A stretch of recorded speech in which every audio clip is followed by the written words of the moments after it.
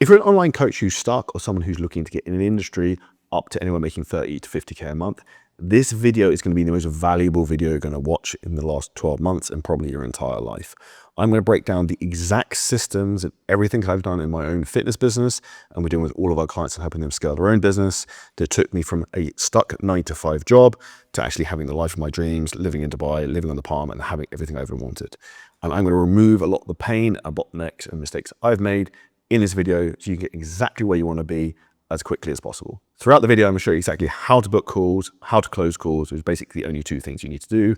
And also not going to be teaching the outdated crap that from 2020, which most people are teaching. We're going to teach you exactly what's working right now in 2025, utilizing the latest things like AI, some massive hacks in terms of from Instagram, how to scale with paid ads, and how to actually do all of this without kind of losing your mind.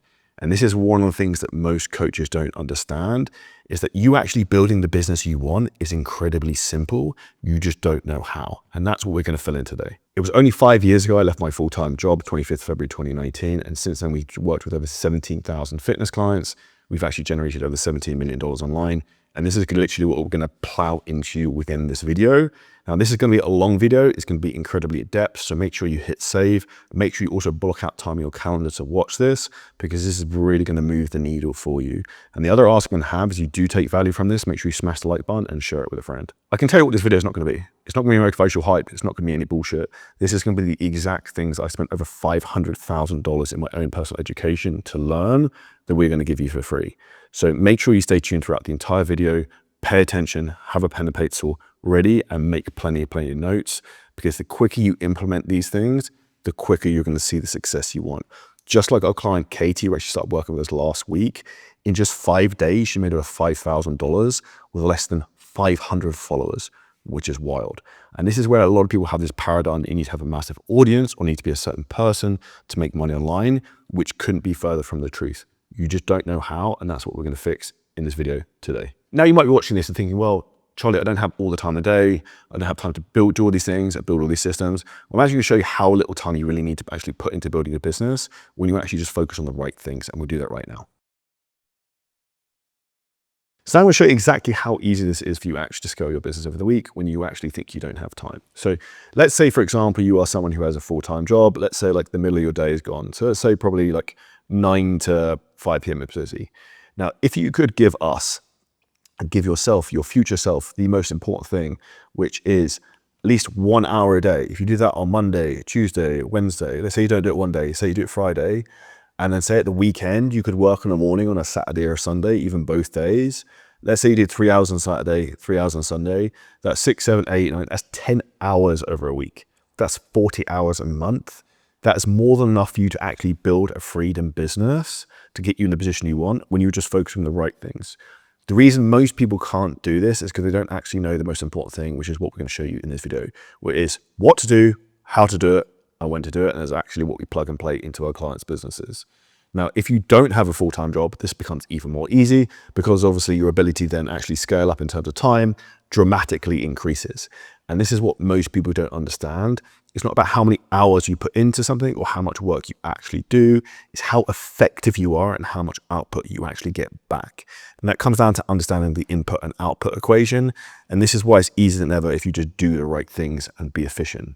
Now, what I'm going to show you is actually how easy this is now, if you're doing 10 hours a week as a minimum, to actually then make real money in your business. So something that's important is for you to set a monetary target in terms of how much money you want to make. So let's say you want to make $10,000 for ease of maths. So let's say you want to make 10K. That's cool. Now, if that was me, how I would essentially to do this and what I would look at and what kind of we recommend to our clients is you look to try and do this. Can you sell 2.5K program a week for 4 weeks? That is then going to get you to 10K a month. So then actually the math you then need to work out is how many calls do you need to then book, which we'll talk about later in this video, to then achieve this. But then even if we say, for example, okay, what if you have a limiting belief, you don't think you can sell a 10K program? So like, this is kind of off the table, it's not happening. Okay, cool. Then what we could do is we could come in and then we could sell, for example, a $1,000 program and then just try and sell 10 people. Very, very easy maths. It's just you getting the right traffic in and then essentially doing this. Booking calls, closing calls, and then increasing this up. And what happens as your business grows, this up arrow continues because your income continues to compound.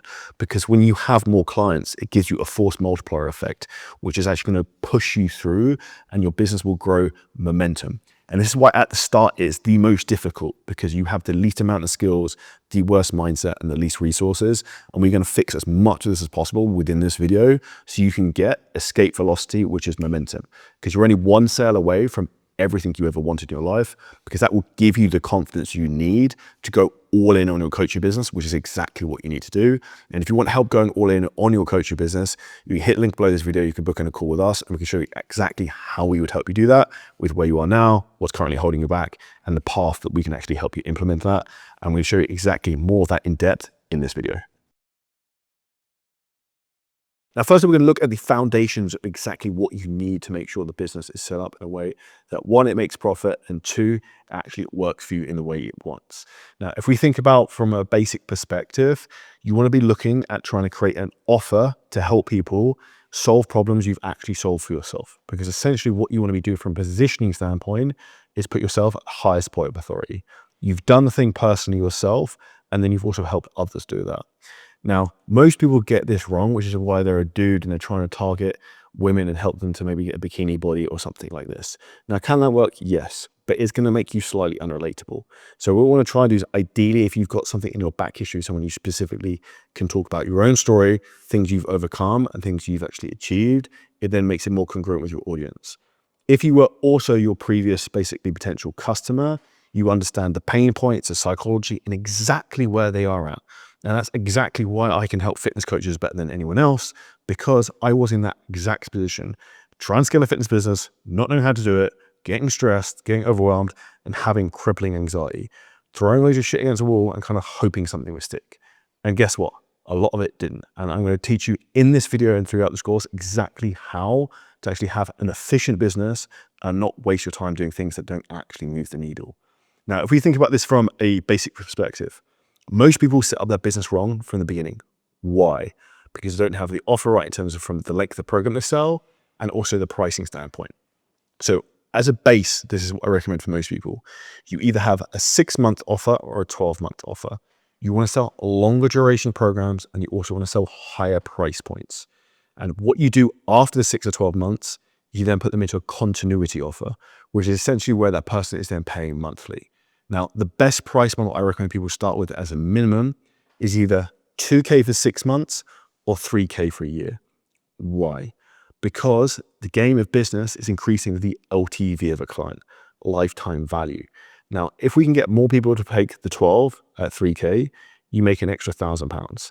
And that's a huge difference over your business, over 6 months, over 12 months, and over years and years and years, which is why the offer in pricing is actually one of the biggest needle movers in your business that most people don't look at. Now, what you have to look at specifically with this is from the client's position. If you're pitching 6 months or 12 months, what can you do that front? Essentially, the second 6 months, they're getting a 50% discount, so it looks very attractive. And also, if you're pitching 6 or 12 months up front, if the client can't afford it, if there's any objections, you can always break it down into 12 weeks, monthly, whatever it comes from there.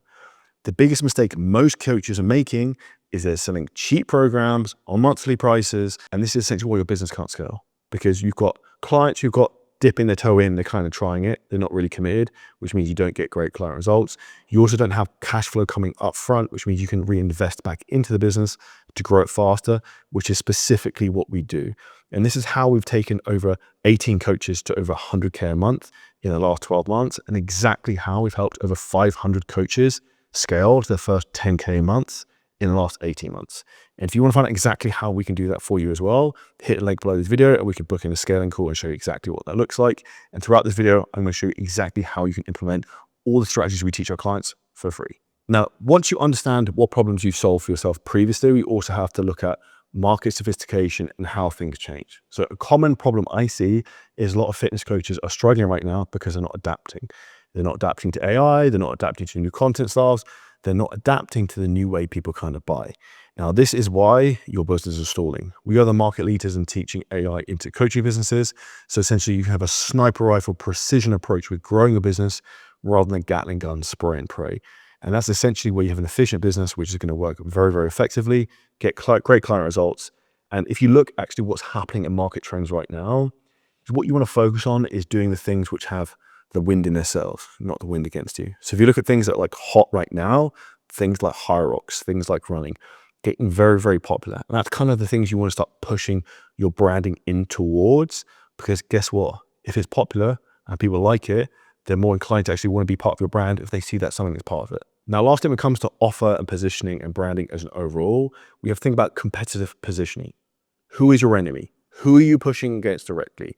Is it against people who are recommending the GLP-1 Manjaro injections for older guys? Is it people who are against keto diets or against veganism? Who is the enemy in terms of who you want to actually go against with your marketing, your content?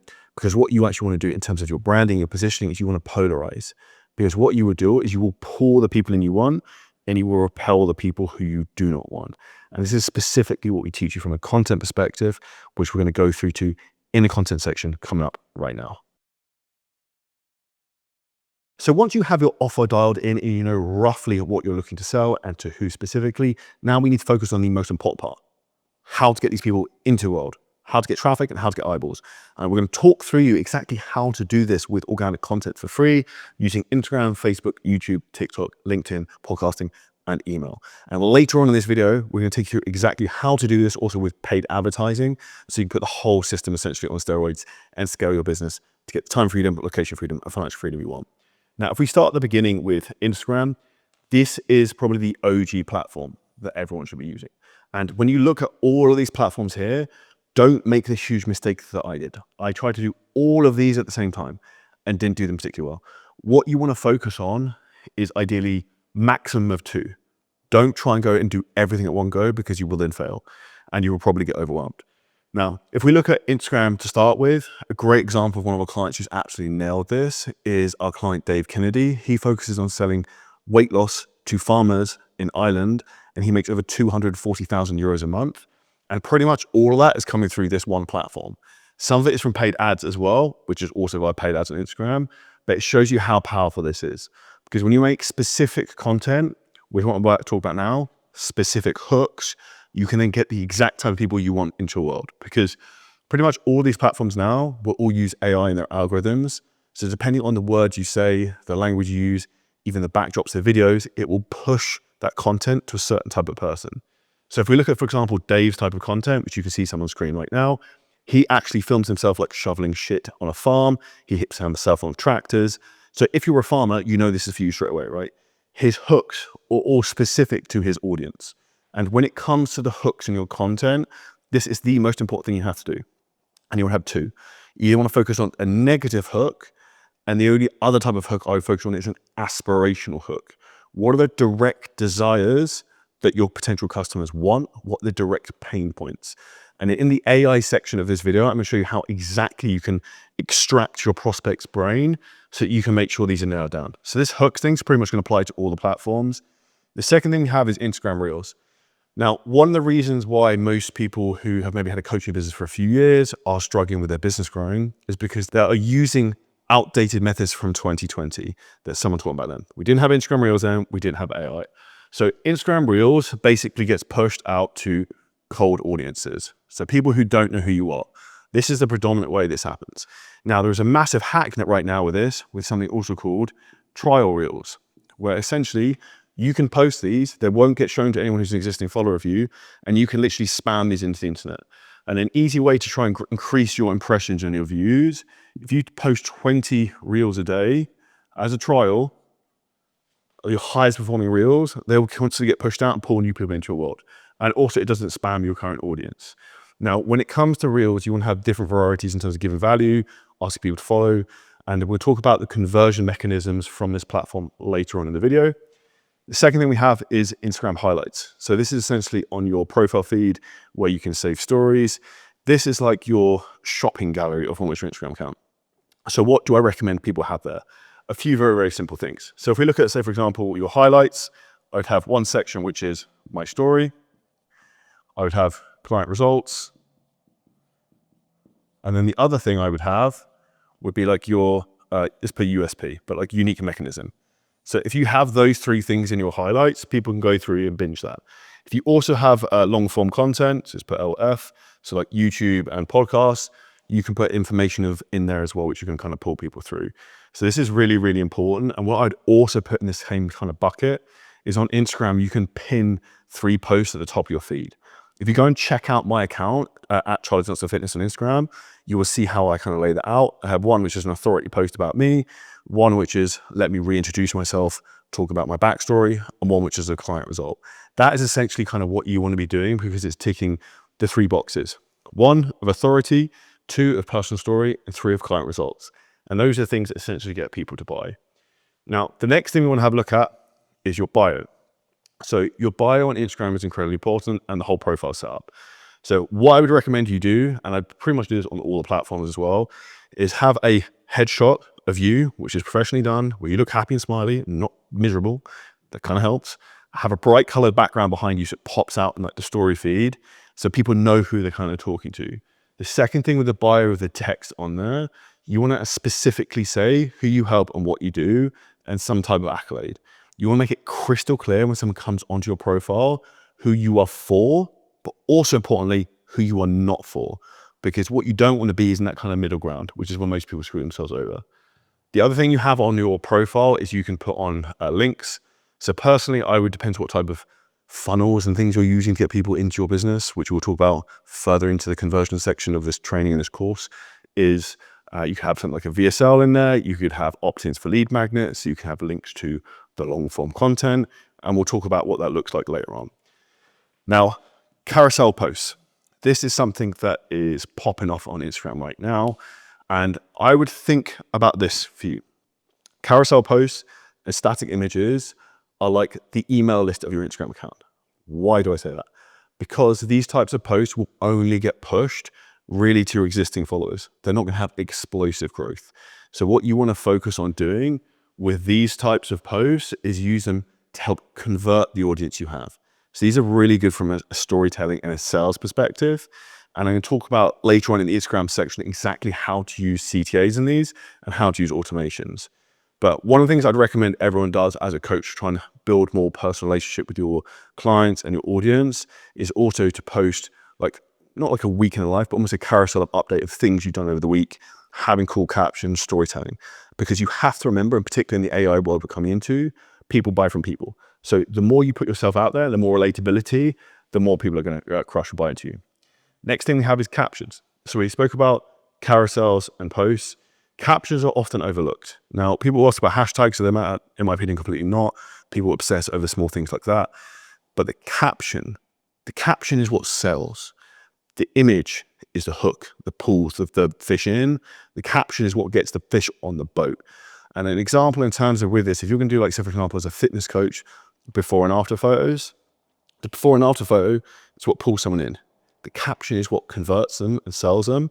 And we're going to tell you exactly how to create captions that crush using AI later on in this video, and specifically for these types of transformation or client results that will help you make loads of money in your coaching business, which is kind of the goal here. Now, stories. Stories basically got ripped off by Instagram from Snapchat. They basically kind of copied their entire business model. It was very smart, if you ask me. Stories is essentially where you want to be converting traffic, where you want to be selling. Now, the big mistake most people make from a stories perspective is they put links on their stories. Now, why do links on your stories cause problems? If you think about it logically, if I'm Mr. Instagram, I'm Mark Zuckerberg, what do I want you to do? Do I want you to take people off of the platform, or do I want you to keep people on the platform? I want you to keep people on the platform, which essentially means that you have to try and keep people in that ecosystem. Now, what most people don't understand is Instagram is actually 70% a messaging platform. It's not a content platform. Most people spend their time messaging on Instagram, which is essentially what we're looking to do from stories, is pull people into conversations. And this is exactly what we teach in our 5C course, which you can get free access to below this video. We walk you through all of these things in more detail. But with stories, this is a really powerful thing to think about constantly. How do we create conversations from our stories? How do we create conversations from our content? The next thing you want to think about with stories is how many stories do you post every day? What other hacks are to get more views? The big mistake a lot of people make, this is kind of counterintuitive to social media, the more you post on your stories, the less views you get. So what I'd recommend is you do this. You want to create a schedule essentially for the week in terms of how you're going to post and what. So Monday to Sunday, what are you going to be posting in terms of your stories? Have a set cadence in terms of what you're doing. Now, what do I mean by that? I would recommend at least 2 days a week, you use what we call the one story method. We post one story with a strong CTA, great copy that gets people to DM you to basically raise their hand to become a client. And the other one would be something like for like a lead magnet. And that's essentially the reason we do the one story thing is it increases story views dramatically. The first time you do this, you can maybe get 4 to 5 times as many story views. The other hack you can also use with Instagram stories is making sure you're putting location on. So if you're, for example, a fitness trainer and you want to target wealthy clients, it probably makes sense to maybe put your location at like Equinox Mayfair, Equinox Manhattan, like where are the clients you want, because you're going to get stories and get pushed out there. So don't like underestimate the power of this. Now, if we look at CTAs and automations, now what on earth do I mean by that? Now, by CTAs, it's call to actions, asking someone to kind of do something. You're either giving them something or you're asking how you can help them. And automations, how do you automate the process in terms of delivering a thing or booking them in for a buying conversation? Now, the best platform to use for this is GoHighLevel. We use GoHighLevel in our business for all the automations on the side of things. And essentially you can automate responses to stories, replying to comments and sending people messages. And this allows you to essentially turn your Instagram into a lead generation machine. And if you want to be able to do this and you don't have GoHighLevel already, there's a link below the video somewhere as well where you can get 28-day free trial. But this works phenomenally well, in particular with carousel posts. So for example, if I put up a transformation photo of myself before and after, I was like, do you want a free copy of my summer fat loss diet? Comment below summer fat loss. GoHighLevel can kick in and then start automatically messaging these clients. It can then also start to create a longer conversation. And what we also do in these automated conversations, which is how you really scale, is we pull people from these automations into the long form of things like YouTube, podcast. And what we're also doing, which is what we teach in the Spiderweb marketing technique, is we are getting them into our email list, which is an owned list. So this is a huge thing to think about. The last one I want to touch on is technically a paid ad, which isn't most in this section, but I think it is relevant and makes most sense here. And that is called a Instagram shout out. I have probably spent $400,000 in Instagram shout outs between 2018 to 2023. Now, Instagram shout outs are essentially where you pay another page to post your content, tag you, and send traffic back to you. Now, why on earth would you do that? The reason you would do that is because you want to post maybe transformation photos with sick copy and then pull those people from those pages into your world to get more followers and to get more clients. This is highly effective. It crushed probably for any time, probably pre-2022, and the algorithms changed a little bit, but this still is effective if you can find the right pages. And this is specifically one of the things we actually help our clients do with scaling, because if you know how to get the right eyeballs, it then becomes very easy to then grow your audience and then grow your income. So the next section we're going to go into is talking about Facebook. Now, Facebook is like the older kind of neglected brother of Instagram that no one kind of really talks about, but it does have a lot of potential and can do phenomenally well. Now, if you look at Facebook as an overall, is the biggest platform in terms of kind of user base. And one of the reasons for this is like the OG. Now, if we think about this from a simple perspective, Facebook, everyone has an Instagram account, has a Facebook account. It's kind of like a fact, right? So what we actually want to do is we want to create a profile funnel. Essentially, we're looking to post and pull people into our world. It has a lot of shareability and a lot of engagement. The engagement is coming up a lot on Facebook, in particular with Reels, which you can automatically post across from Instagram. And what I would also recommend you do is if you use something like LinkedIn, I would use the same captions you use on LinkedIn, probably into Facebook. Now, if you want to target a female demographic or an older demographic, then Facebook is going to be your jam, and it's probably going to be a platform you want to use. If again, you're targeting more males, probably less so.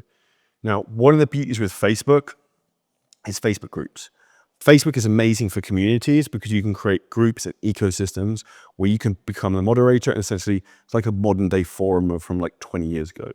Now, this works really, really well, again, to position you as an authority, to give value, but also if you run these groups, you can sell in them. You can message in them, you can post ETAs, they do phenomenally well. We spoke about reach, obviously crushing on here. And in terms of different post types, you've got obviously Reels, same as Facebook, you've got static images, and then you can also do carousels, exactly the same. So it has those as a standard. You can also post longer videos into Facebook if you wanted to. Now, this is a great platform, depending on the niche you have, if you're working with females or targeting an older demographic. Next up, we're going to the granddaddy of them all. If you conquer this platform, all the others are irrelevant.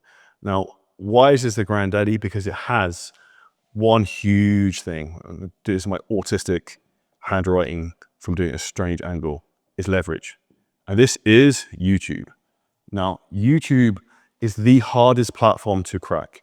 And I say this as we're filming a YouTube video that'll probably be 2 to 3 hours long. Now, there's a lot of work that can kind of go into this. If you are not good on camera, this is not going to be a platform for you. If you're not confident on camera, this is not going to be a platform for you. If you don't know what you're talking about, you're also probably going to get found out quite quickly, even if you're using AI to fully kind of script your videos. Why YouTube is great has explosive growth. Videos that I made 7, 8 years ago are continuing to get views and pull people into my world. You can actually use YouTube then to push people into some of these other platforms, which are actually better as a kind of conversion tool. YouTube is great for like top of funnel to kind of bring people into your world and also create trust. The people who watch YouTube videos and then come to you are going to be the warmest clients you're ever going to get. But there's a few key things you have to think about to get this to work. First thing I'd actually look at is when you want to start making YouTube videos, actually look, like, has anyone made this type of video before? Did anyone watch it? Did anyone actually care? Because chances are, if you're making a video about how to find Christmas trees in Dubai and no one's ever made a video about it, it's probably for a reason. So firstly, do some research. You need to do a lot of research to make sure your time is well spent on YouTube because there's a lot of work. The other thing we have to look at is the packaging. So the video can kind of be average, but if the packaging crushes, you got a good shot of the video like exploding. On the other hand, you have the greatest video in the world. It could be like Gladiator, the original film that came out in a YouTube format. But if the packaging is terrible, it won't do well. So you have to get this dialed in. And this comes down firstly to the title. You need that to be kind of clickbait and kind of pull people through. Secondly, it's going to be thumbnail. And with the thumbnail, what you want to do is you want to create curiosity gap text. And what on earth does that mean? Basically, simple text that we can put on the thumbnail that's different than the title. There's like a second hook. It's going to make it so compelling that people want to actually have to click on the video because they want to find out what's the other side. And if we look at the next one, it's going to be intro. How engaging is your intro and how much retention you get in the beginning? A great example of actually this strategy crashing, which I will talk about with VSLs very, very shortly on, is one of our clients, Josh Bridgman. He basically broke his business when he taught him some strategies with YouTube. We booked 86 sales calls in 3 days from one video, and the video absolutely exploded. So if you get this right, you will absolutely fly. And essentially what do you want to do when you get a YouTube video that works? You kind of want to keep doing the same type of content, same type of videos. Don't reinvent the wheel, because what will happen is they will all start to push each other. We've had this with some of the videos we've made about Dubai, where one's gone, we put another video up that's popped, fed them into the other videos, and all of them are going up together. And it's where it gets this like a snowball momentum effect, which is essentially what we're looking for. The other thing actually, whilst we're talking about snowball momentum effect, how good would it be that you're actually getting paid to market? Because essentially what YouTube does is it pays you dollar bills for everyone who views your videos. You get ad revenue. So if your channel absolutely crushes and slays, you can, like, some people just live off the ad revenue alone. So like it's a paid acquisition, as in you're getting paid to make videos to get you clients, which is kind of crazy. We talked about proof of concept. Now, the next thing is storytelling. So I've done it a couple of times in this video. We've already spoken about 2 clients just in this section alone and talk about client stories. The most important thing you have to do is storytell. If you look at the best marketers and the best people online, if you look at someone like Alex Hormozy, all of their content is just case studies, either what they did or what they did with one of their clients. And this is a huge aspect you have to kind of learn. And this kind of comes with time. And this is something you can also do with AI, which we'll talk about later on in the video to help you kind of really crush this. Data, we want to be using on all of these platforms to see what's working, what's not, and how can we improve. But YouTube is the most important for this. And it also gives you the most data out of everything there. The key things I would look for on YouTube are going to be click-through CTR, which is click-through rate. What's the percentage of people who've seen a video clicking through? Probably I'm put IMP, but would be impressions. I would then look at watch time and then retention. Like if you can kind of crush the click-through rate and the retention and the watch time's high and it's a longer video, it will absolutely go nuclear. Next thing we'll talk about is a VSL. So what is a VSL? A VSL stands for Video Sales Letter. It's basically a video designed to convert someone into a client. Now, this is something that was traditionally done on paid advertising. We're going to talk about this later on in the video. But you can also post these organically into YouTube if you package the videos up well. And this is the exact strategy that Josh used to book 86 sales calls in 3 days. And if you do this well, you have to remember what I said earlier. YouTube has leverage. So what do you think happens if you make a VSL that does really well? You continue to get views and clients coming through over and over and over again. And this is what you need to focus on doing. And this is what we focus on helping the clients do, is building a machine so you have constant leads coming in. Because can you imagine like waking up and not having the anxiety of like where your next sale is coming from, where your next lead's coming from? This is what gives you evergreen lead flow and one of the things you need to nail in. Now, if we talk about posting cadence, with YouTube, you kind of want to be flexible with that depending on how a video performs. So if a video does, they get ranked when they go live, if it's 1 out of 10, you want to let that video breathe and let it keep going. Because what happens, every time you post another video, it tends to flatten off the previous video in terms of pushing it to new people. And statistically, if you look at the biggest creators in the world, I think around 2 to 3 out of every 10 videos actually get pushed to new audiences. Most stuff's just getting shown to existing people. So realistically, what I would suggest is you're posting cadence. You want to focus on a minimum of 1 video a week, which you can also push out to your email list. You can push it out on all of these other platforms. Ideally, I'd go to 2, and if you can, 3. I did a series last year. I did 35 days or something in a row of a video every single day. Now, what happens is quality tends to go down, and it did, because I'm kind of just coming up with ideas for videos kind of on the fly and kind of half-fast filming it. What you have to remember is that quality matters more than anything with YouTube, because you can make a video that crushes and continues to bring you in leads forever. Whereas if we look at Instagram, Facebook, TikTok, LinkedIn, like these things, you can make a post, but then after like 2 weeks, no one cares. Your YouTube video will continue to make you money for years and years and years if you do well. Now, if we look at a downside of YouTube, would be CTAs.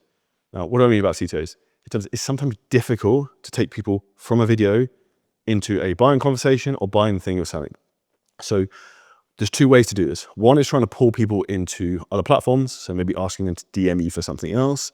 The second thing is going to be having in the comments, the links to the thing you want.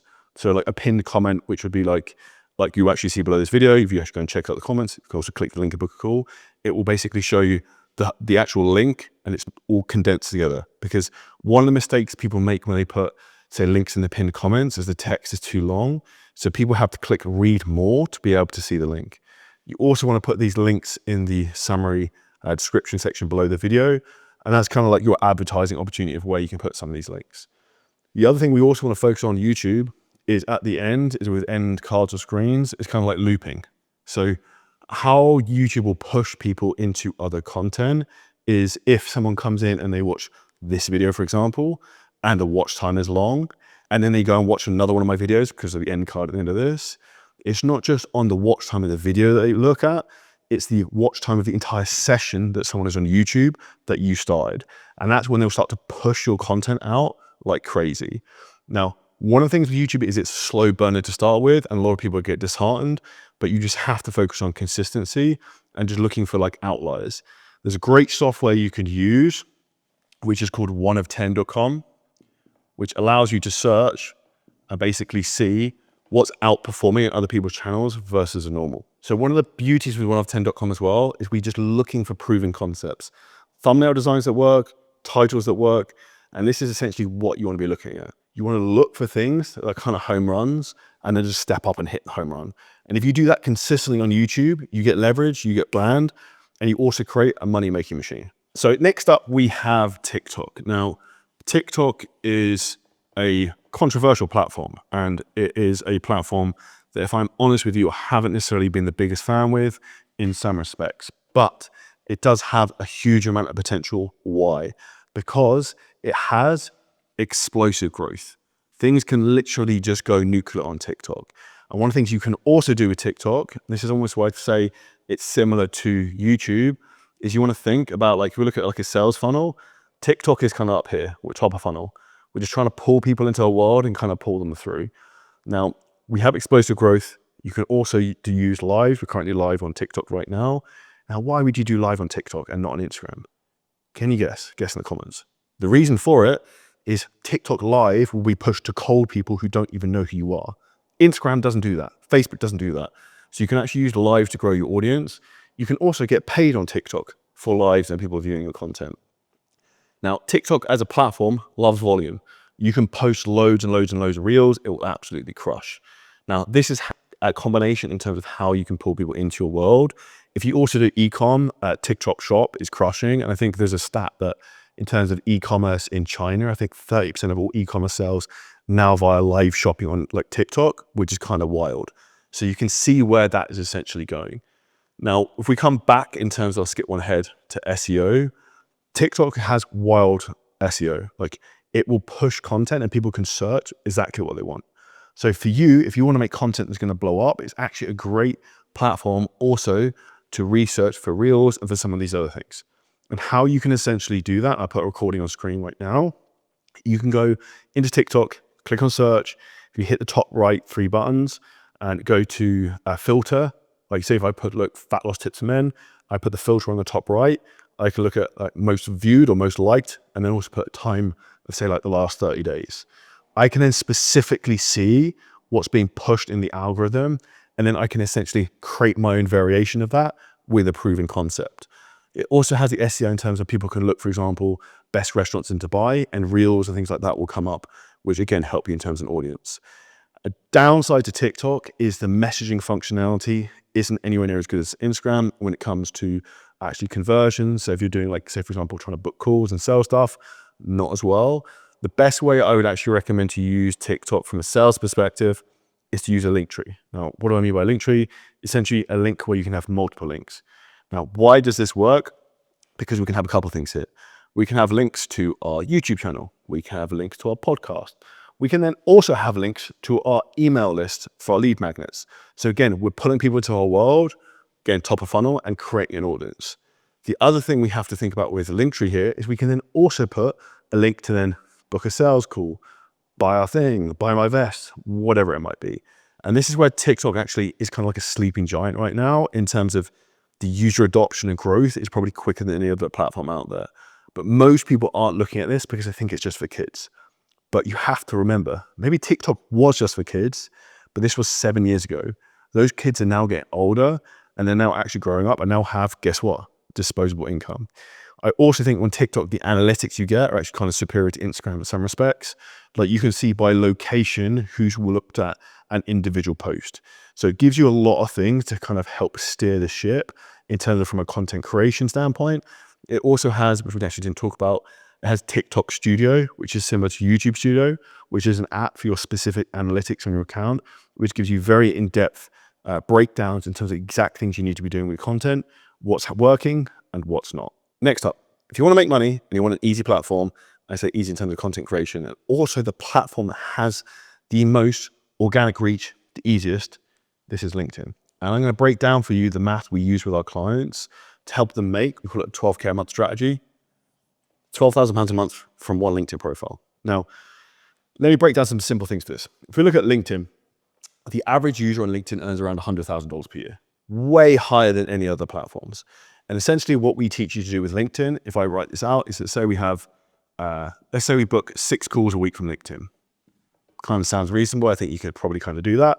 Let's say, for example, the show rate is then 3. So we book 6, half of them kind of show up. Why half of them show up? Because people on LinkedIn tend to be the busiest people in the world. They're from finance, corporate jobs, whatever. They have a lot of stuff going on. Now, let's say, for example, that you can close one of them. Now, Essentially, what this basically means, and I'm about to explain why, the minimum we'd recommend anyone charges on LinkedIn is 3K. We have one client who charges 25K. So to give you some perspective, if you can book 6 calls a week on LinkedIn, a platform which has wild growth and very easy content to make, which I'm going to talk about right now, you close one person out of 3, 33%, you can make 3K. You get 4 weeks, you make 12 grand a month. And I'm going to tell you exactly how to do this now. Firstly, we need to pull people into our profiles. So essentially with this, LinkedIn is easy because you can just use image posts. It's a bit like Instagram back in the day, where I could just put like a topless ab selfie and I would just get loads of reach and traffic and people would just message me to become a client. It was great. And the reality is with LinkedIn, that doesn't work. You can't put topless stuff on there. You can't put before and afters. It will literally tank the reach. You have to remember this is predominantly a business platform. Now, what does really well on LinkedIn? I'll put a screenshot on right now. This is a post, I think, with me and my partner, maybe has 60 to 70,000 impressions. If you put things that are lifestyle, you and your partner talk about like family, like actual personal stuff, it literally blows up and you can get tons and tons of traffic. And the biggest thing that we focus on doing is getting impressions into your account every week to get profile views. Now, why is the profile visitors important? Because on LinkedIn, they have this sneaky thing. If someone clicks on your profile, you can see actually who's looked at it. So if you go and look at my profile right now, you can kind of see how it's laid out, the type of content we're going to post. I can also see you've looked at it, which is kind of cool, but make sure you send me connection requests. And also if you took value from this video, actually leave me a recommendation on the page, which I'm going to talk about now. But when people visit your profile, you can then engage with them because I can see who's done it. I can connect to them. I can send them messages. You can engage them and try and sell them into your program. And we'll talk about setting and how to basically pull people from these platforms later on in the video. And if we look at then, for example, the organic reach side of things, I can get like 100,000 impressions a week quite easy on LinkedIn. Way easier than anything. I'm not even trying to write that. So way easier than any other platform. And guess what? For completely free, from the highest value people on the entire planet. Now, what works on LinkedIn, I spoke about being kind of like images and personal stuff, but the big thing that sells is the captions. Now, if you're, for example, in the fitness niche, the things you want to talk about are pain points of the type of person who's going to be on LinkedIn. Dopamine, alcoholism, hormone problems, sleep, digestive issues, these types of things. You don't want to talk about getting shredded. You don't want to talk about getting jacked. That's not kind of their jam. If you do this phenomenally well and you storytell, you will do very, very well. And also you have to be able to sell, which we're going to teach you how to do later in the video. Now, I touched upon recommendations. What are recommendations? Now, recommendations are essentially where someone goes onto your profile and leaves a review. I'll put a screenshot of one of an example on my profile right now, who's actually from one of our clients, Peter Doyle. So Peter was originally a fitness client in my fitness business, and then we actually helped him in terms of scaling his finance business because we work with all types of different clients. And why is this powerful? Because you can go onto my profile on LinkedIn right now, you can see Peter on there, you can go and click on his profile and see the person who left me a recommendation. That is incredibly powerful. And that's how you build trust and authority in your business. So if you're going to come in and you're going to come and start using LinkedIn, you need to make sure you get as many people as possible to leave you recommendations. This is the exact method we use with one of our clients, a guy called Will Armstrong, who's actually an addiction coach. And he hit his first 30K month this month, which is wild. And before that, he was doing a couple of grand a month. LinkedIn has huge amounts of potential and you can connect with the right people at the right price point to really help grow your business and your brand. And one other thing it also has in here, which is cool, is if you like writing and you like putting longer pieces of text out there, you can put newsletters, articles. They're also very, very powerful. And what I would try and do across all of these platforms is try and repurpose certain things where you can. So like you can't post on multiple platforms at the same time, but you're probably just gonna have to repost from Instagram into TikTok. You can use the same thing across multiple, whereas in reality, like they kind of need specific things for each, but you can get away with it for a period of time. So that's LinkedIn in a nutshell, exactly how you can make 10 to 12K a month as a minimum just with this one platform. Next up, we're gonna go back to long form. We're gonna talk about podcasts. First thing I'm gonna say when people come to podcasts, firstly, make sure you listen to the Charlie Johnson Show, which is my podcast. We give free game all the time on there. Second thing to say is if you are going to talk and you are going to record yourself, please do yourself a favor and also record the video version. Why? Because podcast platforms are great. They have a high audience demographic. They have the highest kind of like avatar of people probably other than LinkedIn. It's amazing for improving client retention.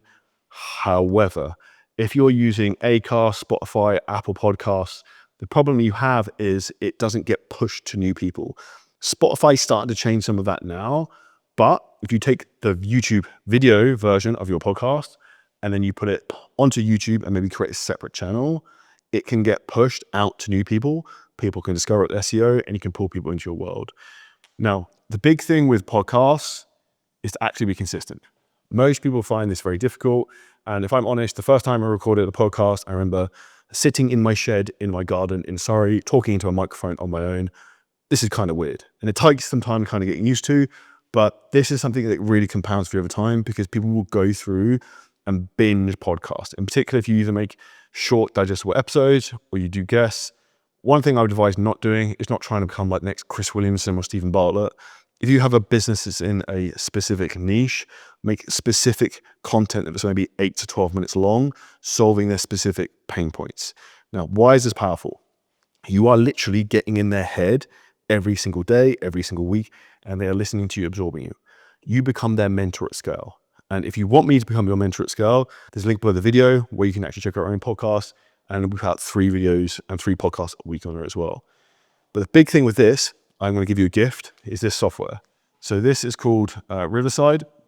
So if, for example, you want to stream with someone and you want to record a podcast and you don't want to use Zoom because it's going to be in crap quality, you can use Riverside and it'll be in 4K. And this is really, really powerful. You can do client interviews, client case studies, because remember, what does this do? Builds authority, builds trust, it pulls people in. And essentially it comes into the next platform we're going to talk about, which kind of isn't a platform, but it's email. Because podcasts are one of the best things you can push people on email, because what? This is kind of a warm list already. And these are slowly going to push people over the line. They start to actually listen to them. They start to absorb them. You're getting kicking in the head. Things you have to look at with email where most people get wrong. Number one is the delivery and open rate. If your delivery rate is terrible, if your open rate is sub 10%, that is kind of an issue. You also have to think about this as a platform that the most important thing, similar to kind of YouTube, is the packaging initially. What is the subject line? And do you want me to give you the best subject line you can use? This is very, very simple, so don't get this wrong. It's literally going to be doing a question mark. If you use the subject line a question mark, you will have a higher open rate than anything else. Why? Because I've created a curiosity gap. People want to click to see what's in the email. Like, why has Charlie emailed me? What is this thing? So like, that's kind of what we want to be doing to kind of get your open rate. Because again, you can have the greatest email in the world, similar to you have the greatest YouTube video in the world. But if you can't get people to open the email, can't get people to click on the video, doesn't matter. Now, the value also of email, in my opinion, is omnipresence. You can be in people's inbox every single day. And how often should you email? At least once a week. I would personally do something like a newsletter as a minimum, tell some stories in terms of what you've learned that week, give some advice, actually like build some trust with your audience. The thing we actually personally do, we email every single day. So we'll push people to podcasts, we'll show people client results, we'll tell stories, we'll push people to lead magnets. That's essentially what we're looking to do. Because again, part of the spiderweb market technique, which we use with our clients in 7-figure scaling systems in our own business, this whole thing becomes an ecosystem, then it feeds itself, and then becomes like a force multiplier. And these are the exact platforms you want to be using when it comes to social media. Now, if I was to break down exactly the big mistakes people make when it comes to this, is you are trying to create a world-class brand by filling all your content on like an iPhone 4. Like if you want to have a premium coaching brand, you need to have premium content. So hire a videographer, get people to edit stuff for you properly. If you're making more than 5-10K a month, don't edit your content yourself. Don't edit your YouTube videos yourself. Like I used to edit my own YouTube videos on iMovie on my computer, like while the camera's laughing, because it was probably horrendous. And the reality is you need to actually invest into media and into traffic and understand this isn't a cost. This is you doing one of two things. You have the business you have today and you have the business you have tomorrow. And you investing in building these audiences is replenishing the world you can keep basically drinking from. The reason most people struggle is they're constantly draining the well. Now, the last thing I want to say to you in terms of content is, one, be authentically you. You can look at other people's inspiration, mirror their style in terms of formats of the content, but make it in your own iteration. The second thing is do not be afraid to fail. And if you want to see what bad content looks like, go look at my original YouTube channel, Charlie Johnson Fitness, and look how nervous I was at first on camera, because it takes a while for you to get good at this. My best advice in terms of getting more comfortable on camera is try to talk in your stories every single day, and you quickly realize no one cares, and this will help you in terms of scaling your business rapidly. So now we are going to show you the secret to scaling your business, which is how we actually create a cash machine for you. And this is the minimum essentially you want, where you can turn $1 into $3 with paid advertising. And when you master this superpower, you will never look back. This is one of the most powerful things you need to actually know in the next 2 to 3 years. The other things within this, number one is AI, which we'll talk about in this video. Number two is going to be long form content, which we've already spoken about. And number three is going to be paid ads, which we're going to go through now. So make sure you have pen and paper handy. Firstly, these are the different strategies we recommend and that we use with our clients. So we have the AI VSL conversion machine, we have the spiderweb opt-in, we have the follower funnel, and we have the influence engine. And I break these down one by one and which ones you should actually start with first. So where you should start with the beginning with, if you're at like level 1 beginner levels, is the follower funnel. This is incredibly simple. Essentially, all you need to do is create a really good piece of copy and a really good piece of content. You boost out on paid adverts, and you can do this on either doing Meta Business Suite, or you can do this in Ads Manager, or you can boost in Google Chrome logged in Instagram. Do not do it on the app because you will get charged by Apple, I think 20-25% extra. And essentially the creative of what you want to be pushing out here is going to be follower reels. So what essentially is that? You want to have in the caption that it says, first line, follow at Charlie Johnson Fitness. You want with all of the creative for every single ad, it will identify exactly with the type of person you want to be speaking to. So like use their language in the call. So if you give an example, one of our clients, she focuses on the wedding niche. They're the biggest wedding transformation coaches in the world. And I said to her, if you want better quality leads, what you should do is you should talk about going on luxury holidays like the Maldives and things like that within your copy and in your creative, because it's going to pull in a more affluent buyer. So this is a huge thing you have to think about with this. You want to identify the person at the beginning.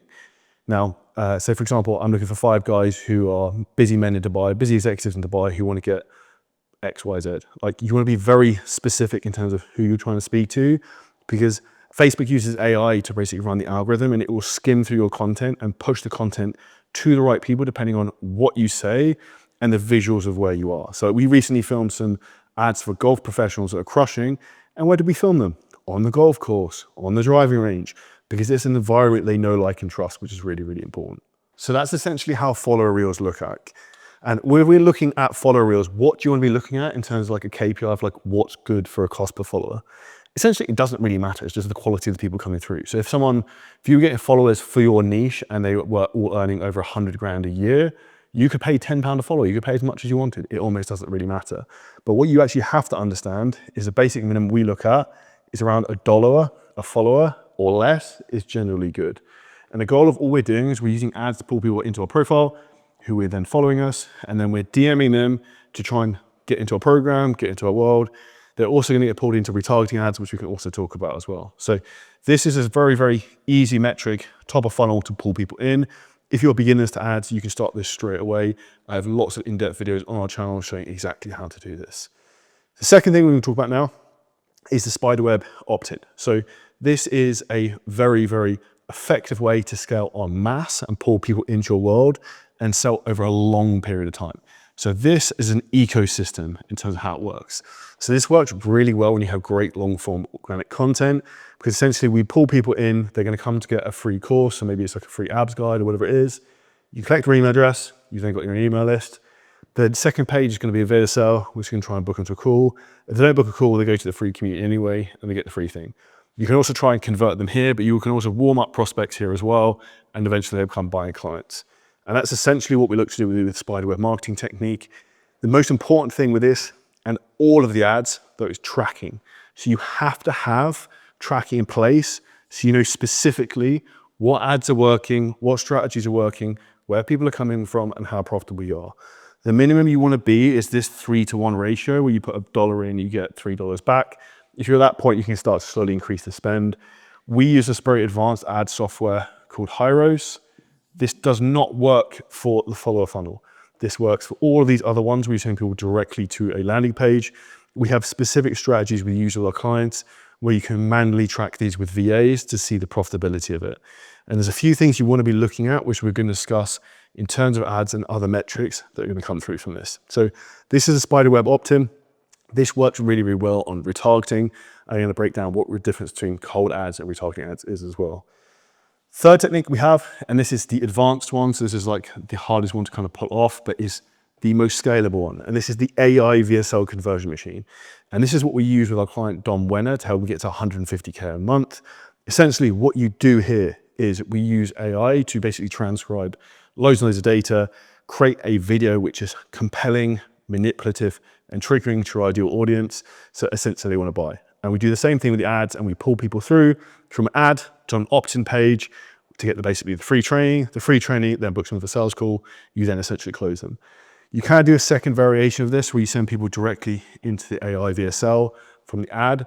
I personally don't like this because what we want is we want to get people's data here, because you can book a lot of calls from dialing, WhatsApping, outbound messaging on Instagram from this part here. But most people don't do this. You want to go opt-in, AI VSL, booking page. This absolutely crushes when you get this right. Now, the reason most people don't actually get this to right work, and also this strategy and most of the ad strategies, is a very simple thing. You have to understand what's the average duration it takes for a lead to buy.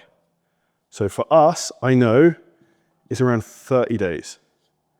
For someone who comes in, this is according to Hyros, comes in from a paid ad, that's the average time it takes for someone to become a client of ours.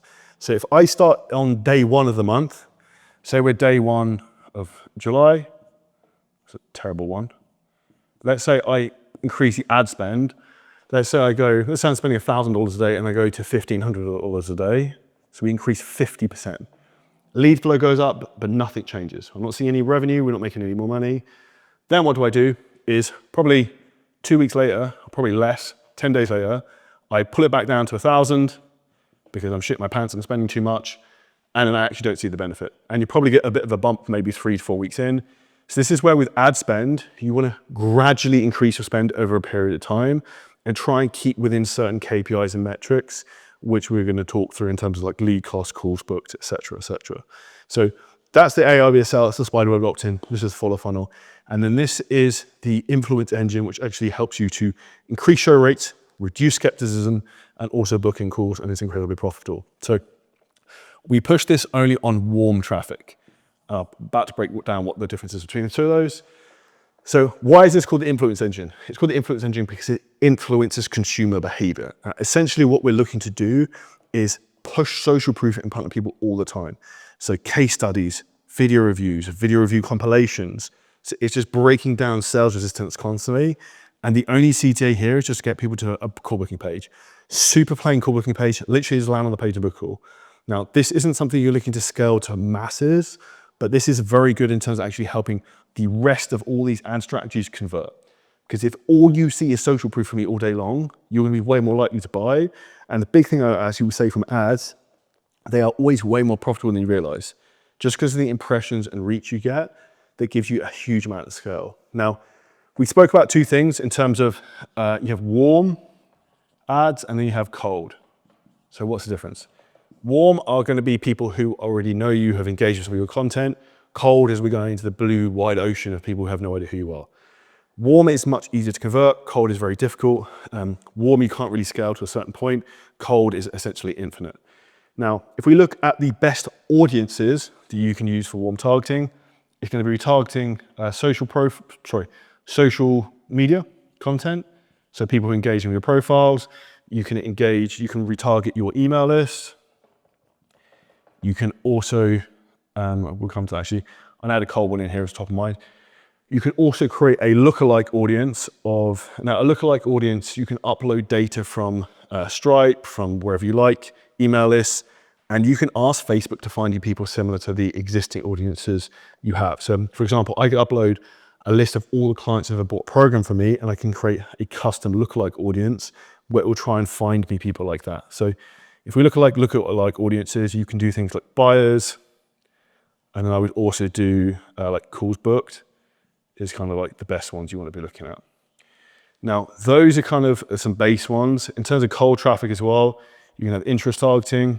And if I'm going to give you, if we talk about fitness, the best interest targeting you can do for that, in my opinion, is going to be things that are more premium brands. So things like Peloton, Whole Foods, Lululemon, maybe Under Armour, like a lot of golf stuff that does very, very well as interest targeting. That's where you want to kind of push that. And that's also what you can use in the follower funnels. For the warm audiences, we were spoken about social media content, email lists. And then the gold one, well, I'm going to give you a nugget now, is to actually retarget video viewers. So what you can do is this. So let's put 75% video views. What on earth does that mean? So we can retarget the people cold who've watched over 75% of the video. So that way we can take the cold traffic and we retarget them. And this is essentially where this is like a flywheel that just kind of like spins. Because the more you can scale on cold and you can maintain this ratio, the more people you can pull into the warm audience who are getting bought in over time. And that's how paid ads essentially need to work, is as an ecosystem and not in terms of a silo. Now, some actual in ads manager, like things you need to kind of look at of basic metrics. So first one would be CTR, click-through rate. What I would do is I'd switch off any ad that's under a 1% click-through rate. Frequency is how frequently someone's seen an ad without taking an action. You want that to be under 4. If it's going over 4, which tends to happen when you run to warm audiences, you're spending too much for that audience in terms of they're seeing the same thing too many times and not taking action with it, essentially. And then CPM is cost per 1,000 views. Essentially on that, like I would just look at it compared to other different creatives and different ads you have and see how they're performing differently. Now, Facebook is all run on AI in terms of an ads platform. So it will do a lot of the heavy lifting for you. So the best audiences are super broad. If you create the right creative, which is engaging at the start, and then it's high production value, and it creates a curiosity gap where people want to keep watching it or they want to click on the thing, Facebook will keep pushing it for you. So it will do the heavy lifting for you if you make the creative good, if you make the copy good. One thing I'd also say from an ad set standpoint, so you have campaigns, which is like the broader level, and then you have ad sets underneath that, is I would test very heavily on images, and I would push those in separate ad sets than necessarily just video ads. Because it's a bit like apples, oranges, you can't really compare the two together. And if you're using stuff like Hyros, it'll give you a lot of data tracking from that. And if I look at the data, I'm gonna look specifically across all of these ad platforms of what I actually want to see. It's gonna be very simply looking at the lead cost. So lead cost is gonna be one. The other one's gonna be cost per call.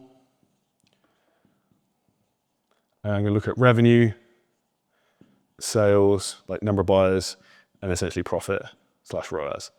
Those are the kind of like the key things I'm looking at, and that's kind of sideways. So firstly, lead cost, cost per call booked, revenue, the total number of sales, like as in like individual customers, profit. And essentially this is going to start to put together what's called a cost to acquire a customer, which we're going to talk about later on in the video for the data session, which is going to give you a lot of clarity in terms of how to scale up the business. But this is a broad overview in terms of how to run paid ads. I've personally spent over $1.6 million on Facebook ads. I know exactly the ins and outs of this. The biggest mistake most people make is not actually learning the skills of how to do this themselves. It is now easier than ever before. Also from a creative standpoint and from a testing standpoint, because of AI, we use that very heavily from testing. So if you do not know how to do this, this is one of the most important things you have to learn, and we help our clients to learn to go to the next level. And if you want help with exactly how to do that, like all of the clients we work with who we've scaled, over 18 clients over 100K a month in the last 12 months, and we've had 47 break over 30K a month in the last 12 months, then hit link below this video, you can book in a free call, and we can show you exactly how we do it. And now we're going to the next section of the video. So now we've shown you exactly how to get traffic through organic and paid ads. We're now going to show you how to convert that traffic into sales calls. Because remember, the only thing you have to do if you want to scale your business is you book sales calls and you close sales calls. And now we're going to refine the booking standpoint. So the big thing we teach is the 5C method, which is how you create content, to create conversations, to create calls, create clients. And we're going to walk you through that now. So If we think about when people coming into your Instagram account or into your world, what you want to do is start conversations. So whether you're doing this on LinkedIn or you're doing this on Instagram, if someone's sending you a connection request, following you, you need to send them an outbound message. Now, what is the best type of message you should send across all these platforms is a this or that message. Now, what does that mean? An example of this would be, hey, Mike, thank you for following me. What is it you're looking for? Is it you're looking for more content in terms of muscle building or fat loss? So you're giving them two options and making it easier for people to answer. The goal of the first message you send people is to get a reply. Because remember, you can't have a conversation if the person doesn't come back to you, which is where we have to kind of lead into this. So you can also automate this entire process using AI, which is one of the things we teach in terms of actually using GoHighLevel to do.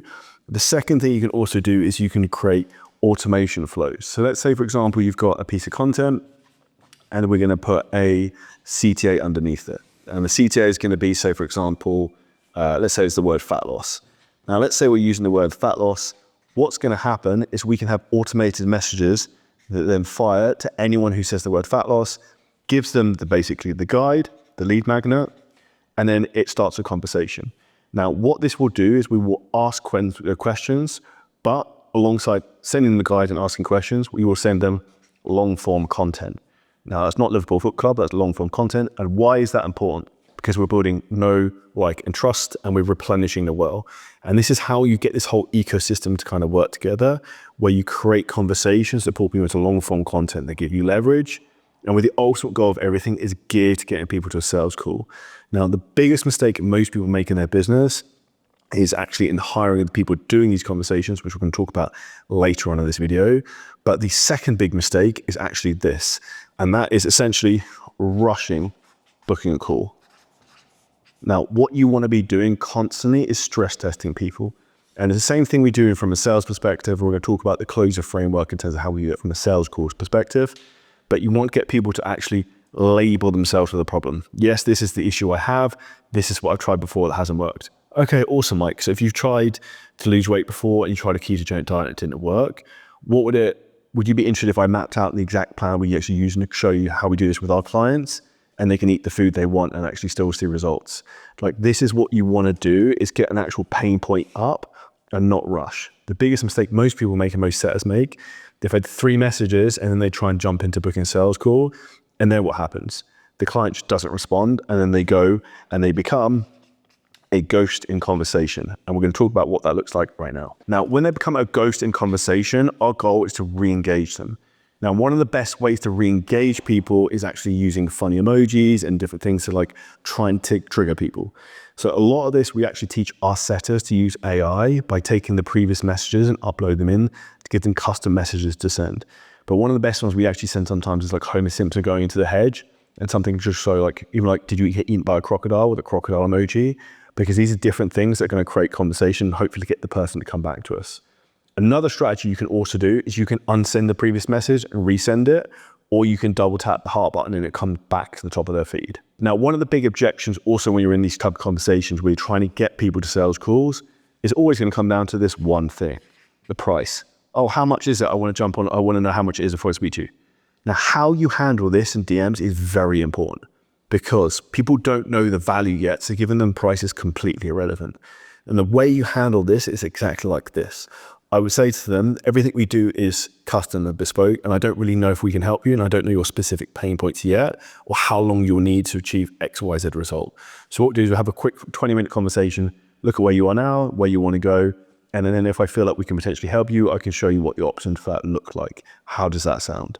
That's the exact way you want to try and frame this to then pull people into the sales calls and not be overly aggressive, because most people are overly aggressive. And then what happens is sales resistance goes up and they go ghost and they go into their shell. Now, if we come back to the content section, we're talking about the guys, the fat loss and how this whole system works. This is how you can create conversations on autopilot, because let's say we've got this piece of content here that's driving people to this fat loss CTA. We push this out on paid ads, and then we're literally starting messages and conversations on autopilot, getting new followers. And this is a whole sequence in terms of what we do in terms of people with conversations to long form content. And you basically build your ecosystem and warm clients up from that. If you do this consistently, you will do phenomenally well. And I'm going to talk about later in the video in terms of specifics of the amount of follow-up messages you should do every day. Because the key things you actually need to track, we're going to put OB, it's going to be outbound messages. And then second, it's going to be to follow up. Now, you will book the majority of your calls, not from the first messaging conversation, it's actually from following up, which is what 99% of coaches don't do. And if you do this really, really well, then you will get people actually who want to come onto the calls with you who are excited.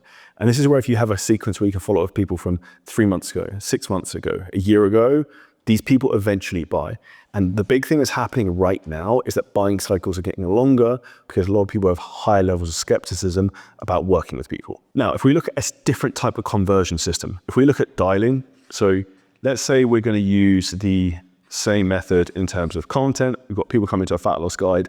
What we're going to get is then their phone number, right? So what we then do is this, is you can then call these people. And with everything, your goal should always be reduce sales resistance. Now, this is something we do maybe 1,500 to 2,000 calls a day, and it is a high volume thing. And if you use the right systems, which we'll talk about in the software section of this video, this becomes very easy because you can use things like power dialers. Now, how to handle this to make people not to just hang up the phone? First thing you want to say is, hey Charlie, thanks so much for picking up the phone. I just saw you opted in for our fat loss guide. We've had loads and loads of problems with our system. I just wanted to make sure it's come through okay. Now, what you're doing is you're framing these dials when you're calling people coming into your funnel as like a courtesy call that like just checking you got the thing. And then they go, oh yeah, sorry, I've got it. I haven't checked my email, X, Y, Z. And this is how you get them to actually get into a conversation, not have instant sales resistance that you're trying to sell them. And your goal is then to pull them into a conversation about, again, labeling a problem, observing past pain, and eventually trying to book them into a sales call. The big thing with the sales process from dialing is having the right people to do this, actually teach them how to do it, towards having a skill and frameworks. And these are the exact frameworks we plug and play into our clients' businesses in 7-figure scaling systems to make all of these ecosystems much more profitable. Because phone dialing is old school, yet highly effective, and no one's doing it. Now, the biggest mistake I've personally made previously with DMs, I probably remember 2020, 2021, was hiring DM setters from Pakistan and the Philippines who didn't have high levels of English, didn't have high levels of intellect. The most important thing you have to do right now, if you want to sell premium coaching, is make sure if you have got people setting for you that they're very highly skilled. We're going to talk about this in the hiring section of the video, but if you have the wrong people in place, it will make your business cause a lot of problems. And I actually remember when one of the first times my Instagram account got disabled was because we actually hired someone who logged into my account not using a VPN, which we can talk about in the software section of this video, and actually disabled my account and actually put us out of business for a few days in terms of messaging. And these simple things that can go wrong are things that end up costing you tens of thousands of pounds. And the problem you have right now is you're paying ignorance tax if you just don't know what you don't know. And in this video, we're going to actually fill in those gaps to make sure that none of these problems happen to you. Now, we've spoken about DM messaging, we've spoken about content, we've spoken about dialing. Now, the last thing we're going to talk about is going to be email. Now, email, in my opinion, isn't great in terms of front-end conversion tool. However, it is very powerful when it comes to actually following up. Why? Because you can automate the entire sequence. And if you put a lot of volume through this, it will start to pick off people and start to push people into sales calls. And with the beauty of what we have with AI right now, it's easier than ever to make copy that sells specific to your exact audience. So the email sequences I would recommend, if you have people kind of opting into funnels, I would do 7 days where every single email is direct someone to book a call. Strong pain point, strong call to action. And if you want a golden nugget you can implement straight away is this. The most important thing with email is the open rate, getting the open rate up. And the best subject line you can have for an email is this, simply a question mark. Because if you put a question mark on the subject line, people open it because they're like, what is this email about? Because they don't know. Curiosity gap. And that's when you're in with a shot. So like you can't use that every email, but I would probably do that on the first one of the sequence of when you're trying to get people to book a call. We'll show you in the software section of this how you can do this with GoHighLevel or ActiveCampaign. And that's how you can automate this and the whole thing. And this is essentially where we want to create a conversion system which has huge amounts of leverage that then allows you to actually scale the business. And then essentially all we do from the previous sections, what we taught you is we pull traffic into this.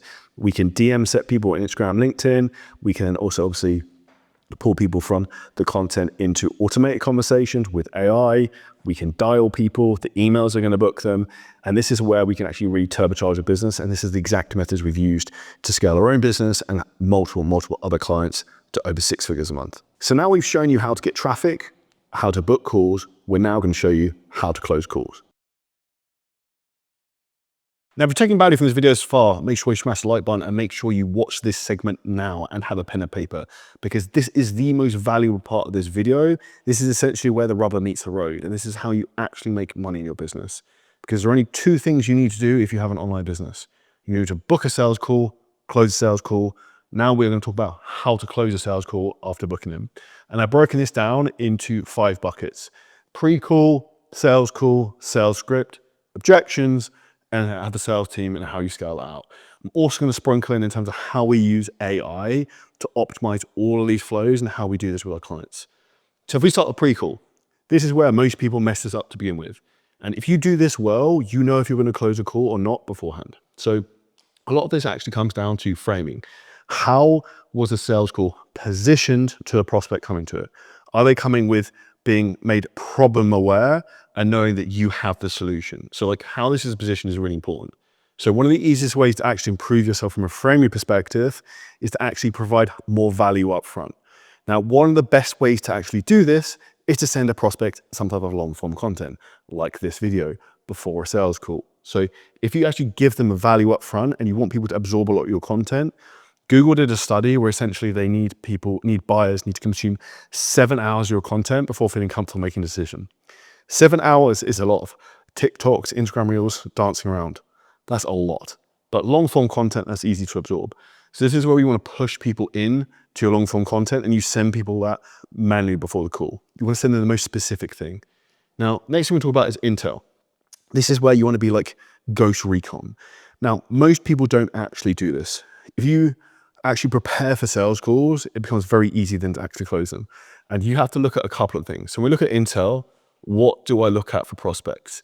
You want to go through their Instagram pages, you want to go through their LinkedIn, you want to go through their Facebook, and you basically want to make a profile of who this person is. Where do they live? Where do they go on holiday? Anything interesting they like? Do they like certain sports teams? Do they like certain cars? Do they have kids? Do they have a family? Because these are all things you can do to build rapport at the start of the call. But like, oh, Charlie, I see you support Man United. I used to be a massive David Beckham fan, blah, blah, blah. Like, you're creating trust because people buy from people. If you can create that connection and that like know, like trust factor, that will help a lot in terms of knowing positioning. Now, where most people go wrong is the show rate. Now, a lot of people's show rates tend to actually drop off a cliff as they scale their business. And actually, I'm going to add this in here. We'll talk about some KPIs of what you should be looking at in terms of like with the team and your own calls. Now, optimizing the show rate comes down to some very simple things. Firstly, if you have an issue with this right now, that can be a framing and positioning thing. And it also can be an authority thing of either you taking the call or whoever's taking the call. So if I was going to say to you right now, you have booking a sales call with us and you're going to take a sales call with Alex Hormozy, I guess the show rate probably be 100%, right? Whereas the reality, if I told you it was Bob down the street you've never heard of or who's from some like random country and is a Filipino VA, you're probably less likely to turn up. So like having authority with that is huge of who's the person they're going to be speaking with. Now that person, as soon as the call is booked, should reach out manually to be like, hey, my name's Sam, I'm going to be speaking to you at XYZ. Charlie mentioned XYZ, really excited to speak to you. Also, here's a video I think you'll find really valuable to help you with some of the lead generation problems you have right now. They'll give you some questions that come to the call, so make sure you watch it. This is how we increase the show rate, we increase the framing, and we also have to have the intel to know to what to send them. And this is where it becomes down to being very specific in terms of communication. With the show rate as well, yes, you want to send people automatic email reminders, you want to send people automatic SMS reminders, but one of the actual big things you also want to look at that a lot of people don't think about is the call confirmation page. Like, what does this look like? How are you actually confirming calls? So an easy hack that I would do is on your call confirmation page, you want 3 things. One is a video basically saying thank you for the person booking a call. Say you have, I also mentioned that we have a crazy assistant who likes to cancel calls if you don't accept a calendar invite, so make sure you do. And there's instructions of how to do that below.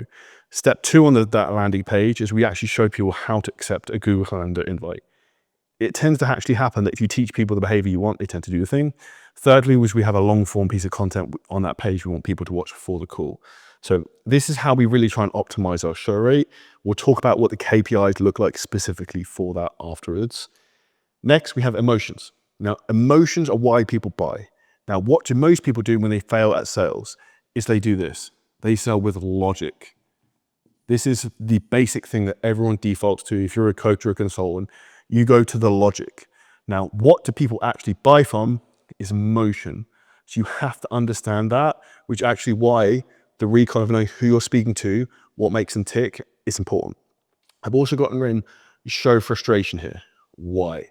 Because if you show your frustration about how much you really care about this person, how frustrated you are that they haven't achieved X, Y, Z, then that's going to come through. And that's going to be truthful, and that's actually going to get them to buy. But one of the big mistakes a lot of people do is they have commission breath. They just come across very salesy. And this comes down into your sales psychology. You need to go into a call with a mentality that you're going to change this person's life regardless of if they sign up or not. And ultimately, the number one thing people look at is their closing rate. So your closing rate is this very simple calculations. If we look at the close rate, so that's like percentage of calls that you will close, obviously book in, essentially comes down to sales skill, and this is going to be multiplied by conviction. Now, if you're not great at sales and you haven't got a huge amount of skills and experience yet, it's going to take a while to get better at this. However, straight away, you can get more convicted, you can get better in belief in your program and your product and how you change people's lives instantly, and so you can a team. And the easiest way for you to do this is before every single sales call, go and look at a client testimonial, go and look at a client written review, see how you've changed someone's life, and take that energy into this call, how you're going to help transform someone else. And that's the easiest way for you to increase your closing rate and actually make more money. It is as simple as that. But most people massively overlook this. Again, they're focusing on the logic, they're focusing just on sales skills, but actually the big thing people buy is conviction, because they buy confidence, which is why the people who are best at sales tend to be very confident in terms of the way they carry themselves. So this is the pre-call process we're looking at. Now, when it comes to the actual sales call, how do you can conduct this? So you can have a 1 call close, you can have a 2 call close. What do I think is best? The issue if you do a 2 call close is essentially this. There's a chance they might not show up for the second call. Now, the only time I would recommend anyone does a 2 call close is one, if it's a very high price point, so maybe it's more than 7.5K. But generally, I'd recommend everyone does a 1 call close. You can triage people beforehand, you can dial them. That's something we often do. But I would say for 99% of people, you want to go with this method. But it depends essentially what you feel comfortable with. So a lot of people, when we sell on LinkedIn, we sell fitness programs there, we will go for a 2 call close because the prospects tend to be a lot colder. We need to make them problem aware. And we're going to talk about that with the exact sales framework you should be using. Next up we have is SAP and first appearances. So the biggest thing people buy into is first impressions. They will look at you straight away and be like, this guy knows his shit, this guy's professional, or this guy looks like he's robbed his mum's credit card to go and buy all this stuff at Gymshark. Like, look professional when you come on sales calls. It will make a big, big difference. So wear a collared polo shirt, have a decent background, make it look like you're not in your mum's basement. It will help. These small little touches have a huge indication in terms of your level of authority. The other thing that can be said with this is also like your WhatsApp profile photo. Like if it's you on holiday in Ocean Beach at Club Ibiza with your mates, probably not the best thing to be messaging clients from. So make sure this is really, really dialed in and look objectively from the outside. How am I coming across? The fourth thing you have to look at is pitch decks. Now, I believe some coaches should use a pitch deck, like a visual representation to explain a program. Others, I think, are better off not. So it depends very much in terms of number one is your price point. If it's a very high price point, then I think this is definitely a must you should have. This is something we give to all of our clients who sell on LinkedIn at high prices. If you are selling on Instagram, you're selling cheaper price points, I wouldn't necessarily worry with pitch deck. I would actually say for the less advanced your audience are you sell to, the more complex you make pitch decks, the more you add in, the more it kind of overwhelms them, which is why we really want to try and keep things as simple as possible and actually remove the amount of things people have to think about when it actually comes to kind of selling. Now, that's the actual sales call itself. Now, when it comes to sales and the actual conversation, what should this framework look like? So we create a sales script and framework, which is absolutely savage. And we basically ripped off Alex Hormozzi's closure framework script. We use AI to do that. I'm going to tell you exactly what that looks like. So Should you use a script? Should you use a framework? Yes. You want to pull people through a natural buying pattern. And the closer framework essentially stands for, firstly, C stands for like clarify. So clarify their North Star. Like, what is the thing they want? What is their big why? Now, why this is also important to get once you've done your intel is you can then also use the two against each other. So you can see, okay, so you said you want to be a great dad who's in really good shape, but I look into social media and is you out drinking every week? So that's a big disparity. And I actually just did it then. The second thing is label. So I actually kind of just label the problem then intentionally. So label what the issue is. Okay, so this is what you want to do. You want to get in great shape, yet you can't stop drinking at the weekend. Does it sound about right? Okay, cool. And then the next one, O, is observe past pain. I suppose observe past. Now, essentially, what have you done to solve this before? That's essentially problem. What have you tried? What's not worked? And then we come into S, which is essentially the solution. Sell your solution. Okay, so you've done, is it true, Charlie, you struggle with drinking at the weekend and you can't get yourself in, you can't get in shape? And then you've tried ketogenic diets, you've tried Joe Wicks, and none of these things have worked for you. Does that sound about right? Okay, cool. This is the permanent solution you need. This is exactly what it looks like, blah, blah, blah, blah. We then run through that exact framework. Then we go explain away concerns is what that stands for, E stands for. So that's kind of like handling objections. And R stands for like reinforce the offer. Now, what we do with this is we actually add an actual bonus one on our own scripts, and what we do with our clients, we add an extra O. So close a row, and the O stands for objections. And what we do is we use AI very, very cleverly to review all of our sales calls, review the most common objections come up, and then we create frameworks to handle these objections beforehand by tweaking some of these questions. We have a specific analogies, frameworks we use depending on the prospects coming through. And this is where it's like shooting fish in a barrel, because you can really have your sales process so dialed in because of AI. And if you're not doing this right now, you are hemorrhaging money. And this is one of the big needle movers we've helped with our clients to help them increase their revenue dramatically.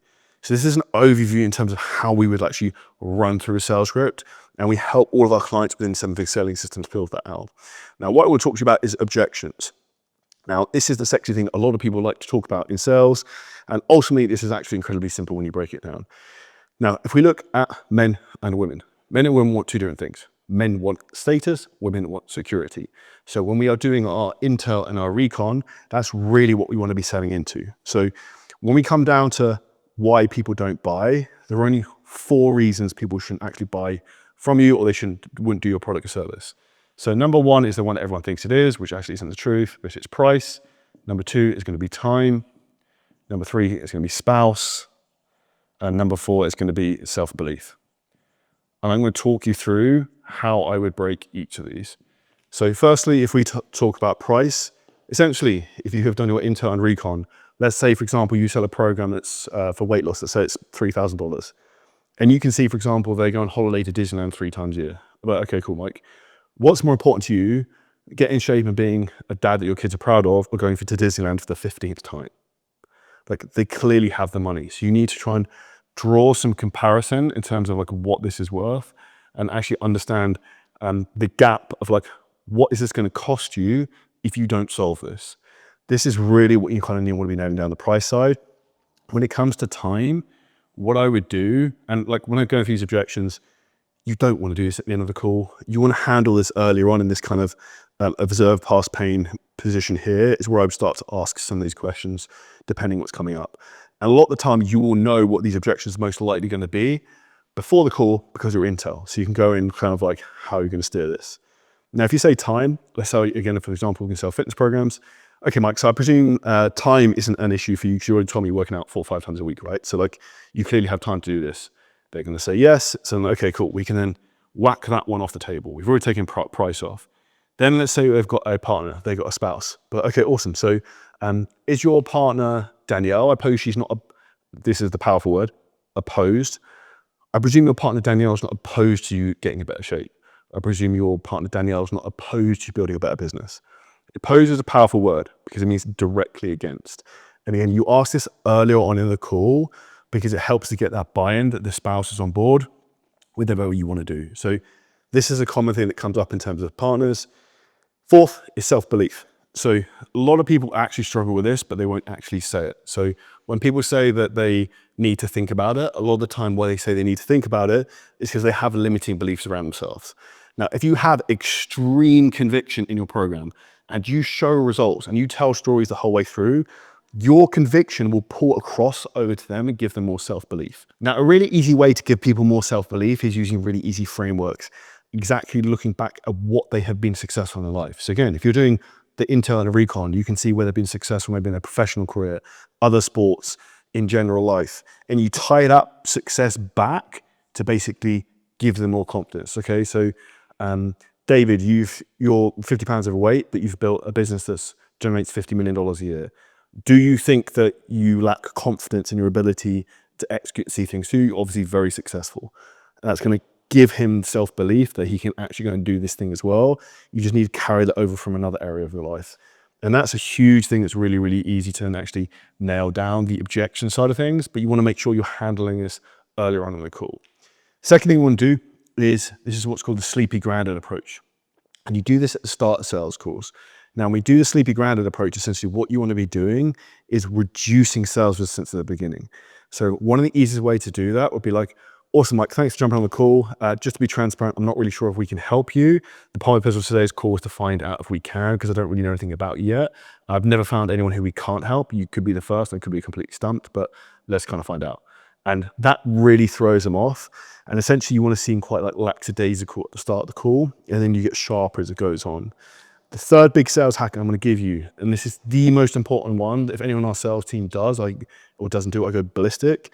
It's so simple. You have to get the partners' names and the kids' names, and you have to use those in every single sales call. Why? Because this creates no trust, also shows you're listening, because you also have to remember sales, 2 ears, 1 mouth, which is very, very important. You want to let the prospects talk and you want to steer the conversation. A great book that I recommend on this is The Way of the Wolf by Jordan Belfort. Talks about his straight line selling system. But if you think about who uses like kids' names, things like that, is the most trusted people in someone's family. Doctors, healthcare professionals, maybe lawyers. And it also gives you a very strong emotional response. So instead of selling on logic, if you start talking about their kids and why you need to get in shape for their kids or make them proud or your partner proud, it's going to put a lot more bang behind every single thing you say. And the fourth thing we'll use is always presumptive language. So not if, but when. And one of the great ways to do this is even actually asking for like video testimonials and reviews. But like, okay, David, so when you get in great shape, one of the things that'd be really important for us is if you could like leave me a LinkedIn recommendation about the great results we've got. Is that okay? And you're putting that confidence in them and that's going to carry over. So this is essentially how we want to be handling objections. But all of this doesn't happen at the end of the call. This happens earlier on, particularly probably in the label and observe past kind of framework. And as you come through the call, you don't want to necessarily use every single question on a sales framework or script. You use it more as a guide to steer you through the call. If we come to the last part of this, which is when we talk about sales teams, as you're looking to scale up, where a lot of people get stuck when they're kind of one-man banding it, is probably this kind of range, 40 to 60K per month. Now, why do people get stuck there? Because simply they cannot take any more sales calls, which is when you need to start building a sales team. This is the most dangerous part of a lot of people's business where they go wrong, because they don't know how to do this. They don't know how to hire people. They don't know how to train them. They don't know how to manage them. I'm going to talk you through exactly how to do this. So firstly, we have 2 ways we help our own clients with this. 1, we have people who we can place into people's businesses for closing. 2 is we show you exactly how to hire, where to put job ads out and how that process works. And if you can get a rock star salesperson, the most important thing isn't actually hiring them and training them. It's actually being able to pay them enough to keep them, which is often how you kind of structure the business. Now, if you have, for example, a business that's doing 40, 60K a month, why you tend to get stuck for salespeople is you can't pay people enough for them to actually want to sell for you. So the minimum you want to be looking at in terms of pay is giving closure at least 10% commission only. So if you're doing 40 to 60K a month, probably not all of that's going to be front end. It's going to be difficult for a closer to make 3 to 4K a month, which is the minimum they need to kind of be making. So the reality is what's actually best for a lot of people to do is get someone to come in like a hybrid role where maybe they do some coaching or something else in the business, and then they also sell. So, and then you want to then scale up the lead generation and then scale up the calls coming through to then actually be able to fill the calendars. Now, next thing where it gets messy is calendar management. Now, at one point in our fitness business, this was actually insane. We were booking around 90 calls a day, and it was anarchy. And if I knew what I knew now, like we would have made so much more money because it wasn't efficient. It was just a complete mess. And the most important thing you actually need to do from a calendar management perspective is actually keep the amount of space you have in the calendar pretty open. So if sales teams, if they have their calendar go above 70% capacity, is generally when sales teams tend to fall apart. Closers don't confirm their calls well, they tend to not follow up with old prospects, and it all tends to become a bit of a proverbial shit show at that point. So you want to make sure you have extra capacity and you always have space and not have people back to back to back, because that then has a big issue in terms of performance. The pay we've already kind of talked about. I pay them 10% in terms of commission only. You can also add in like bonuses for maybe closing at the weekends, hitting month targets, all those types of things. And if we look at then like team operations, how should you manage this? Now, the biggest investment you can make is your time into training your team. So I'd recommend you have at least one meeting every single day with your lead gen team and your sales team. You need to be training the team, and you can use AI to review sales calls at mass, pull out the pain points, pull out the problems, pull out where it needs to be improved, and then train the closing team. And we basically do that into the sales script. We use AI to optimize both these, which then really dials up the closing rate and the team performance. And essentially, the more profitable you can get in terms of sales and the better you are at sales, the more you can spend and increase the business from that end. So that is really a huge thing to do, is just look at overall numbers and trends. If you don't know how to do that, that's the biggest thing we teach people doing their sales businesses right now, because it's like the huge superpower. Because if I can it's equivalent to being able to listen to 100 sales calls in about 30 seconds. I could never audit that many sales calls in one go. It gives you so much data, it's wild. And then lastly, we're going to talk about KPIs. Like, what essentially should you be looking at for a show rate, close rate, those types of things. So when we talk about KPIs, it's going to make some room so I can kind of draw this out. Essentially, when we look at KPIs, there's a couple of things you should be looking at as a team. Now, obviously, this is going to actually come down to you actually tracking your numbers, and the amount of people who have a business and they don't track their numbers is insane. And the most important things you want to track from a sales perspective is going to be show rate. So the show rate, I would recommend you want to get a minimum of 50%. That's kind of like the gold standard. If all of your traffic is organic, that should be more like 75%. So if we look at then close rate, this is obviously subjective to your price point. So what I'd actually say is if your close rate is above 65%, your program is too cheap and you need to increase the price. Probably the sweet spot for most people is somewhere to 40 to 60%. And obviously we want to try and optimize that as much as possible. Calendar capacity is something we want to look at. So we want to max that out in terms of, like 70% maximum. And then when it comes to actually tracking the big metric, this is the biggest leading indicator in businesses, in my opinion, is the number of sales calls getting booked. So you want to track this every single day and then really drive the lead flow through, make sure it's showing up, make sure the closing rate's there, make sure the call capacity is there. And later in this video, I'm going to show you the exact metrics you can use to make sure this whole system is profitable and you can really scale things up and go through a lot more detailed breakdown. So make sure you stay late on into the video. I'm going to show you the exact superpowers if you want to have a monster business that's doing 75, 100K, 200K a month. So that's the exact breakdown of the sales mastery you need to get your business to crush. And now we're going to go into fulfillment and show you how, once we pull these clients in, how to keep them for as long as possible. So now we're going to talk about one of the most important things in your business, and that is fulfillment. How do you deliver to get world-class client results? How do you keep churn down and keep clients for a long period of time? And how do you actually build this so it's a scalable system and you don't have a job? One of the biggest mistakes I see coaches making is they get themselves trapped where they're doing endless check-ins every day and they eventually start to resent their business. And today we're going to break down exactly how you should be structuring your client fulfillment and what that process looks like. So in terms of how it should initially work, when a client signs up with you from a sales call, you want to do what's called BAM fan, book a meeting from a meeting. Now, essentially what you do is once a client has basically paid, they will get sent an onboarding form. You then want to get all of their details and then build their program. What I would then do is do an onboarding call with the client, which you actually book at the end of the sales call. This is done to keep people in a constant loop and is one of the best ways to stop getting like buyer's remorse, or people want a refund and they want to cancel. And this works really well to actually improve the initial process with the client. Because what you want to do is you want to create a 5-star experience when someone comes to work with you.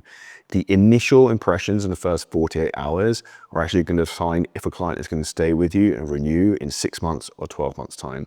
So you have to get this really, really dialed in. So first thing is BAM fan, book a meeting from a meeting. So after you've closed on the sales call, book them in for an onboarding call, give yourself 2 days maybe to try and get the programming put together. Make sure you have a clear Q&A form that they've actually received in their inbox after paying.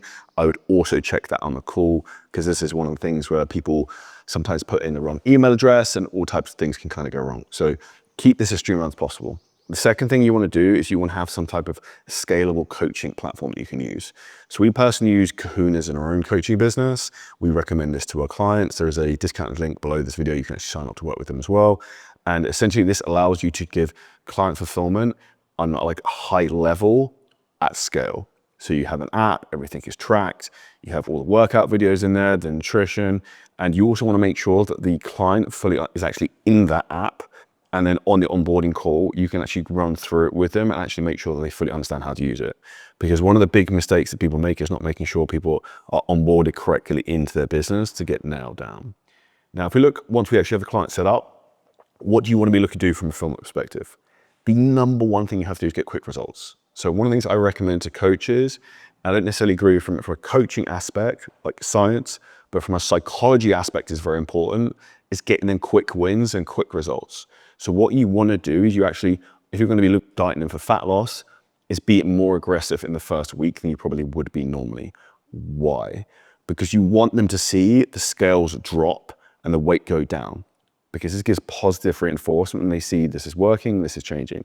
Whereas if someone's doing something they don't particularly want to do, they're changing their entire lifestyle, they're eating chicken, rice, and broccoli, which I wouldn't recommend for your clients, and then they don't see the scale move and they don't see any progress, what happens? They get demoralized, they think your program works, they think you're crap, so then they don't continue the client. So you want to make sure you're getting quick wins from the outset. The second thing you want to focus on is having a client community. So I'd recommend either using a Facebook group or a school community where you can have engagement, people sharing wins, people come in there, and that creates a real community where people are on this kind of journey together. You can also have a WhatsApp community. This is not something I would generally recommend because you can't really kind of control the dialogue of what happens with that. And from our own past experience, that can be challenging when you work across multiple time zones. And then when you also start to get a lot of clients, it can get very, very busy. So you want to try and control these things. The third thing I would do from a fulfillment aspect is I would do one group call a week where people can jump on, they can ask you questions, you can have some interaction. This is a really easy way for you to be able to give a lot of value at scale, is high leverage, and give more touch points to your clients. It also helps when clients come on, you can actually build a real community and actual engagement. Now, when it comes to doing coaching check-ins, what I recommend is that you do these on a weekly basis. I personally, in my own business, the big mistake I made is I was trying to get everyone to check in at the same time on the same day. And I would have over 200 people trying to check in on Friday, which was chaos. So I recommend you try and spread this out over 2-3 days and keep it in a manner that you can actually structure and balance. When you're at the point where you can't manage all these clients coming through, it's when you want to hire coaches, like we talked about earlier on in the video. And this is a really important thing to make sure that you have this kind of runway to keep growing the business, because you don't want to be capped by not having space to take clients on to continue to grow. And this is a key thing you have to understand, is you actually want to have more capacity than you need, and your business will kind of grow into it. Now, we've spoken about the importance of doing good onboarding with clients when they come through. One of the reasons for this is also, if you can do this, if you get one client to refer 2 clients and they do that consistently forever, your business will continue to grow for absolutely free, indefinitely. So the goal is when these clients come in, you wow them with a service, you wow them with results, and you also recommend them for referrals, reviews. Is there anyone you can bring to us that can actually help you scale the business? So one of the things we do in our own fitness business, if someone is a fitness client of us and they recommend someone else, we would give that person $250 via cash on PayPal. We also give the coach within our business $50 for doing a good job with the client, so they brought someone into the business. And this is really where you have to think about the game of what you're building is brand, ecosystem, and having a client results centered around everything you do. Now, we've talked about getting clients results. The big thing we're talking about now is retention. So through different cycles of the year, you can have different things that come up. You can have Christmas, Thanksgiving, Easter, summer holidays, all these things. Now, one of the best things we've helped our clients implement is a client problem-solving calendar. Essentially like assets you can give out to clients every single month to help them overcome these problems and also setting expectations. Because the big thing you have to look at is in terms of where clients are in like the headspace of what's going on right now. So I'm filming this video and it's the middle of July. So people are going to be on holiday. They're not necessarily taking their fitness as seriously as they should be. So you need to counter that in your coaching and your programming in your community to stop clients leaving. And you also want to set expectations for this ahead of time. So for example, this is filmed now in July. You should be dealing with these expectations at the start of June, end of May. Be like, okay, Charlie, so I've got this pack and program I'm going to give you for the next 2 months over the summer where I know you're traveling around Europe. This is going to make it much more flexible for you to still achieve your goals and enjoy some more of the things you want to have. And this is where you actually make your program malleable to people's lifestyle and not that they're just going to be regimented so they have to eat 4 or 5 meals a day of chicken and rice. The more you can make things flexible, people enjoy it and they still get the results, the more long-term clients you're going to have. And if you look at the biggest businesses in the world, what they actually value, it's not client acquisition, it's what's called revenue retention. How many of your clients are you essentially keeping year on year on year? And that's when you have a scalable business and not constantly just having to chase new people. Now, a bonus hack I would recommend that everyone does from a delivery standpoint is actually going to be a very good idea to get your clients to do an Ocean profile personality test when they become onboarded. And this will let you understand exactly how they want to be coached. And I would also ask them, because some people want to be micromanaged, some people just want to kind of be like set expectations, given clear guidelines, told what to do, and they'll go and execute it. And the more you're malleable in terms of different people's emotional states, where they are in life, will make a big difference. And I'll give you a big thing that I actually noticed a guy who's coaching me right now, Alex Kickel, does. Probably not necessarily right for my personality in some degrees, but I can see why he does it, is he will tell every client something very personal about himself that he's doing every week because he gets buy-in from them. He's also a very nice guy. The other thing he also does is he asks you like personal things going on. Because the big thing you want to do is you want to build a relationship and you want to build rapport where the client doesn't want to leave because they like you and respect you so much. So this is essentially now what our Kahunas platform looks like from a coaching perspective. And it's very, very simple in terms of kind of use. You've got dashboard, you've got clients, you come in, shows you everyone who's in here, nutrition, everything can go be mapped out in terms of food, supplements, and you can kind of pre-template everything.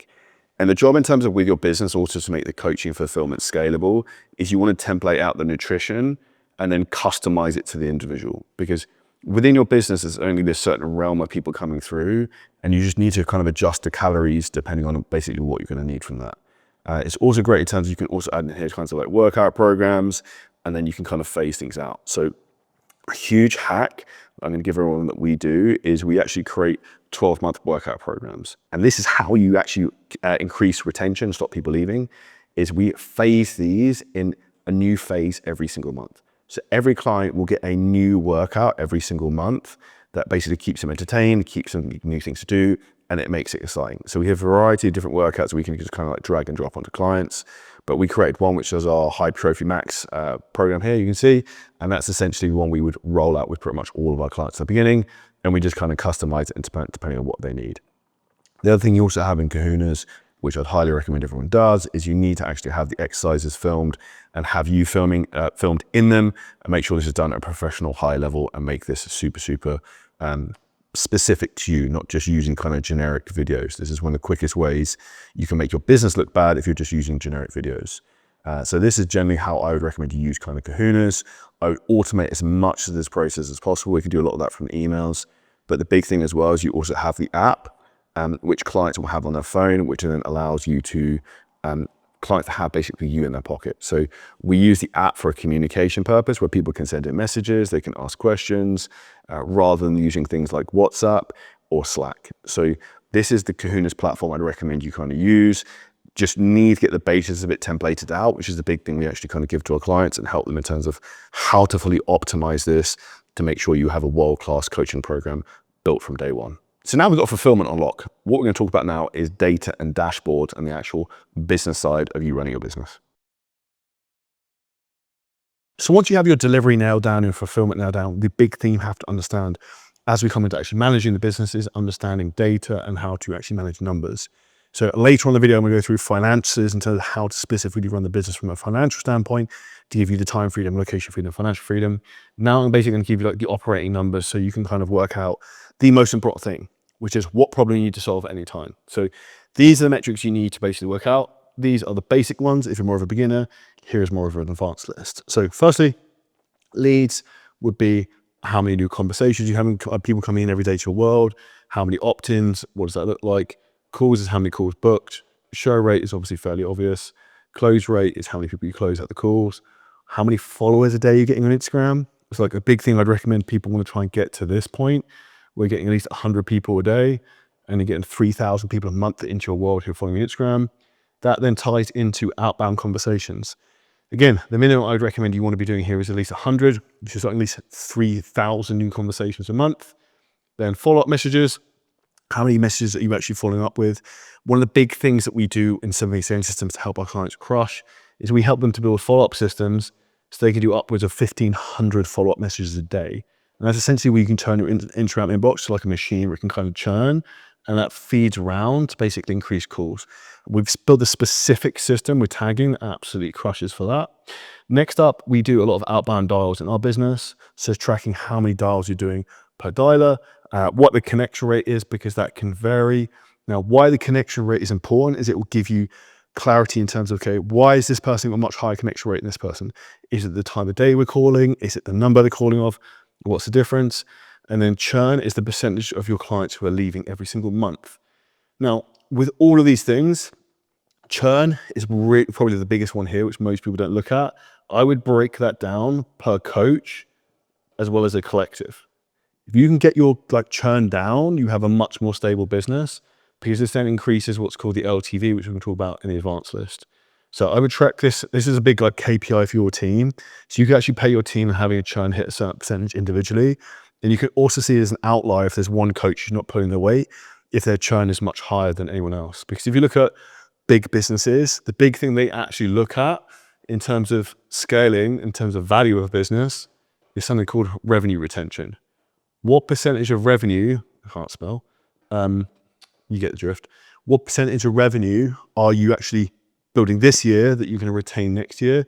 So you're not constantly in this hamster wheel of just marketing and selling. So this is the basics of what you want to be looking at. How you would essentially do this, we use a weekly scorecard. We build it to Notion for our clients, and we do that in our own business. And if you want help with that, then drop me a message on Instagram. We can show you how we do it. If you're on the advanced side, we have LTV. By advanced, I think if you're making more than 10K a month, you need to be tracking these type of numbers. This is more if you're at zero, you just kind of getting started. So LTV is lifetime value of a client. How much is someone paying over a period of time? The goal is then to do this. So your CAC is your cost to acquire a customer. How much does it cost someone to come into your business? So this includes ad spend, media team, setters, closers. What you want to try and get is a minimum of a 3-to-1 ratio here. So 3-to-1 ratio. And that basically means that you put £1 into acquiring a customer, you get £3 back. You can continue to scale. If you can get this to 10-to-1, which we have done with some of our clients, you can literally print money. It is insane. Next thing we have is ROAS. So it's return on ad spend. The amount of people who run ads have no idea actually about how much money they're making. This is one of the biggest things that I actually remember. Aliyah Mahrez is one of our clients she now does 230K a month, but she wasn't tracking her ROAS properly. And I was like, you're actually making 15, 20X what you're putting in. So you kind of just need to increase and spend more. So, which is kind of a pivotal thing. And this is where you need to have a good dial on these numbers. Cost per call book is how much it's costing you to get a call booked in. And then income per call is essentially how much money you're making per call booked. Now, this is a big metric, because if you know, okay, let's say I make £300 for every call that's booked, and I would work that out by taking the total front-end sales divided by total numbers of calls booked, regardless if they show up or close, that will give me that number. If I know on our ads manager that it's costing me, say, for example, £100 to get a call booked on a campaign, I'm like, cool, I can keep scaling that because I should make 3-to-1 back. So this is the base maths you have to understand to run a business and scale it profitably. And the last one is cost per lead. So this is a base metric. Not all leads are created equal. Generally, if you get cheap leads that are very cheap, it's often for a reason, but this is kind of like the base things you want to look at. So this is the basics from a data standpoint. This is the more advanced. If you're making less than 10K a month, start here. If you're over 10K a month, I'd have a good understanding here. If you have anxiety in your business, this is one of the quickest things that can relieve that and give you clarity. So now we have gone through data. We're now going to go through the biggest superpower that is available to us right now, which is how to use AI and also software to leverage and scale your business. So I'm going to walk you through the exact software stack that we use and also the AI we use within our business and also to help coaches scale. We specialize in helping implement and plug and play these systems into your business so you can actually get your time back and actually use a sniper rifle instead of a Gatling gun in your business. I'm going to give you kind of a brief overview of what that looks like. First software we use is GoHighLevel, and I'm going to screen share and show you kind of like what that looks like. So GoHighLevel is a bit like a Swiss Army knife in terms of a platform. It can do a lot of things. It can do pretty much everything you kind of need. And if you're not using it already, there's a link below the video. You can get a free 28-day trial there to give it a kind of whirl. Now, the best things in terms of what I recommend you use GoHighLevel for is managing pipelines, managing tracking. So even, for example, if I was to show you some pipelines, for example, you can use these for your own actual sales processes. So if I go to an account which is actually correct, let's bring this up.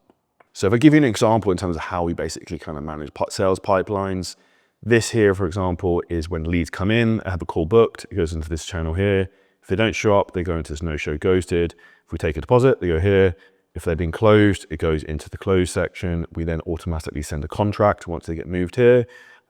We have follow-up after people who have shown up but not been closed yet.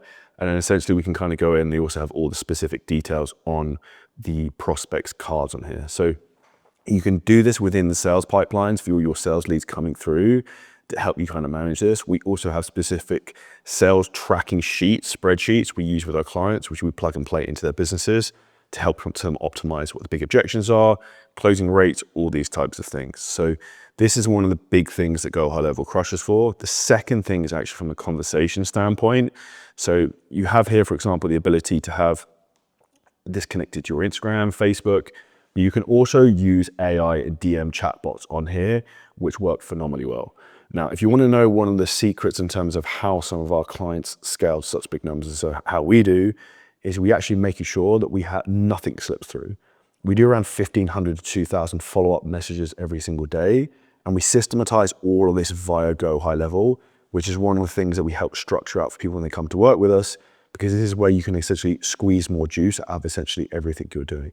And this is where within GoHighLevel, it also will show the message that's been sent, message that's been received, and also the person on your team, if it's not you, who's also sending the messages. You can also manage payments. It has a full dashboard. It literally can do kind of anything you want. And then from an automation standpoint, one of the things that it absolutely slays with is it can set up all the automation. So for example, from an onboarding standpoint for clients when they come to you, initial emails, forms, all these types of bits and pieces. The other thing with this, which is good from the onboarding standpoint, is you can get set it up so it automatically replies to Instagram messages, it automatically replies to comments and sends DMs with lead magnets. And this is where you can actually like put your business on autopilot. And this is what most coaches don't understand, and they're doing all these things manually and wasting hours and hours and hours. And if you're currently in a job and you're struggling with time, like this is one of those things which is a high leverage task. You can get done once and then we'll continue to work for you. So I would get this kind of locked in using GoHighLevel, which is one of the big platforms that we specifically use and we personally recommend everyone use. Now, if we're going to flip over onto other platforms you can be using, we talk specifically about AI. ChatGPT is the GOAT, in my opinion, in terms of just like an all-round software platform for AI usage. The reason it doesn't work for most people is because they don't know how to put the right information into it, they don't know how to utilize it, they don't know how to prompt it, and they don't know how to set up in terms of instructions. So the big things we actually help clients do when they come and work with us is set up these very, very important things. One is like a content strategist, like you can build that into AI, so we help all of our clients do that. The second thing is going to be a sales data like analyst, so like reviewing your sales calls, helping you optimize that, making sure that's all dialed in and running like a fine Swiss watch, let's say. Next is going to be terms from like an actual script writing and then the content ideation standpoint, because you can use the actual data that comes into your business from sales calls and then use these to actually make the perfect copy, the perfect ads, the perfect reels that's going to pull people into your business and into your world. And this is the most powerful thing you can kind of be doing with AI right now. And this is just comes down to your ability to add prompts and then also within here adding in the right files. So if I was going to give you a couple of things you want to make sure you do, you want to get an Ocean profile personality test of your best client. That is something you want to make sure you have. And you want to make sure you're using documents like some of your sales call transcripts as like data sources. The other last thing to talk about is we help clients build a second brain within their business using AI and extracting data from everything within their business into AI to help you with everything. So it has as much of a knowledge base as possible, so specific to you. And even within 7-figure scaling systems, I'm going to show you something really cool we do with AI right now. So now what I'm going to do is going to walk you through something that's wild from an AI perspective we've built. So we're like the market leaders when it comes to integrating AI into our business. And one of the things we've actually built is what's called Charlie AI. So for example, we have here, this is like just a testing feature so I can show you. But I can ask Charlie AI anything I want and it'll give us an answer. So now let's use this as a prompt. So now give me top 5 negative hooks I can use targeting career-driven women who are in the United States, who are also parents. Now, what Charlie AI does is it pulls off of over 2,000 hours of my own call data and my own knowledge base of things that I've said, my own YouTube videos, all the things of like me that I've pretty much ever said in the last 2-3 years. It is using this to then actually help coach our clients one-to-one. And they have access to this 24/7 where they can literally just pull from my own specific knowledge to help them. And even here you can see, for example, now Charlie A's replied, here are the top 5 negative hooks targeting 30+ career-driven women in the United States who are also parents. You're crushing at work but hiding behind layers of clothes at your kid's soccer game, ready to run both roles. Your career is thriving but your body looks like it's stuck in neutral. Is this how you want to show up for your kids? Being a boss at work doesn't have to mean sacrificing confidence of feeling great in your own skin. If not now, when? Like, these are all very specific hooks that are going to trigger the exact avatar of type of person I have asked Charlie AI to try and do. So this is another last tool we actually give to the coaches we work with to help them try and scale up. Now, this platform I'm actually showing you here, Slack, is the GOAT when it comes to you actually managing your business. And I'm going to walk you through some basic channels that you need to have in your business that will help you at the beginning and then also as you scale. The worst thing you want to be doing is managing your business entirely on WhatsApp. If your business is making less than 5-10K a month, that is fine. Once you're going above that point, you want to start bringing these things in. So I'm going to keep this short and keep it kind of the point. So essentially what we do is we have different channels. We have payment received. So when people pay us money, this will automatically fire in. We have sales calls booked. When someone books a sales call, this will automatically come in. This is being fired also via AI with something called N8N. We have things like, for example, daily projections. So I get a report every single day in terms of how much revenue we've made this month, what our projection is at the end of the month, what our projected profit. And if I'm going to give you the biggest hack for you managing your team is having something called Progress Every Day channel. And this is essentially where the people who report to you, they will send you a Loom video at the end of every single day of exactly what they've done today, what the biggest thing is they're doing tomorrow, and what exactly they need help with. And these are kind of the key things that help you to actually scale the business up. We've also then got clients obviously managing here and a load of call recording channels. And this is how we basically manage the business using Slack, GoHighLevel, and a couple of other softwares, which are a bit more advanced and not really relevant for this video. Now, this right now reminds me of a huge opportunity. This is like when Facebook and Instagram started getting popular, 2016, 2017, 2018, and online coaching started happening. This is the great opportunity is utilizing, weaponizing AI in your business, which is the big thing that we help coaches do is plug and play these systems in so it can scale faster and faster and faster. And if you want help in actually doing this and you have absolutely nowhere to clue where to start, you hit the link below this video, you can book in a free call with us. We will audit your business or your potential business and what you want to do and see if we can help you do this utilizing the most advanced technology in AI. Now, next, we're going to go into something that's not sexy, but the biggest thing you actually need to do to get your time back is team hiring and how specifically do this. So now we're going to talk to you about the most crucial part of you actually scaling your business, which is hiring and team building. And we're going to break this into sections. Now, if you have had the fear of God put into you about building a team, which is one of the things that I see a lot of people put out there in terms of content. The reality is people say you just shouldn't have a team because they lack the skill of how to get a team and how to get the right people. If you actually have a team, you actually have a business, not just a job. And right, instead of you actually become like the CEO instead of the chief everything officer, where it's you actually do everything in the business. So if we look firstly in terms of like who you should be hiring first and where you should be getting started. So let's say you're a coach and you're at 10K a month roughly. The first person I actually think people should hire is an editor or a videographer. Why do I think that is the first person I should hire or you should hire? Well, this is actually the first person I hired. He's actually behind the camera right now. And the reality is with this, you have to think about what comes first, and that's traffic. So the first thing I would do is hire that from pretty much any level, because your ability to get eyeballs, look professional, and put yourself as an authority is the thing that's going to allow you to have a scalable business and hopefully make money. The second thing I would look at then would be a DM setter. So someone who can come in, have conversations, and help you book sales calls. The third thing I would then start to do is have someone who can then help maybe with admin and then potentially even to coach. So one of the quickest places you need to remove yourself from in the business is actually fulfillment, because this is a low leverage task. And if you're in a position right now that you're making 15, 20K a month and you're really, really comfortable, or even at 10K a month and the business isn't growing, but you're working all the time, it's because you're working on the wrong things. You're working on low leverage tasks, not high leverage.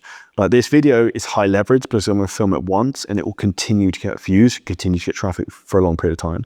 If I spent the time making this video doing a one-to-one coaching call with a client, that's a low leverage task that's not going to continue to pay forward for me into the future. And this is where you actually need to break down your business. You have the money now task and the money later task. You want to spend most of your time in terms of like actually building the future rather than just doing the day-to-day kind of running the business.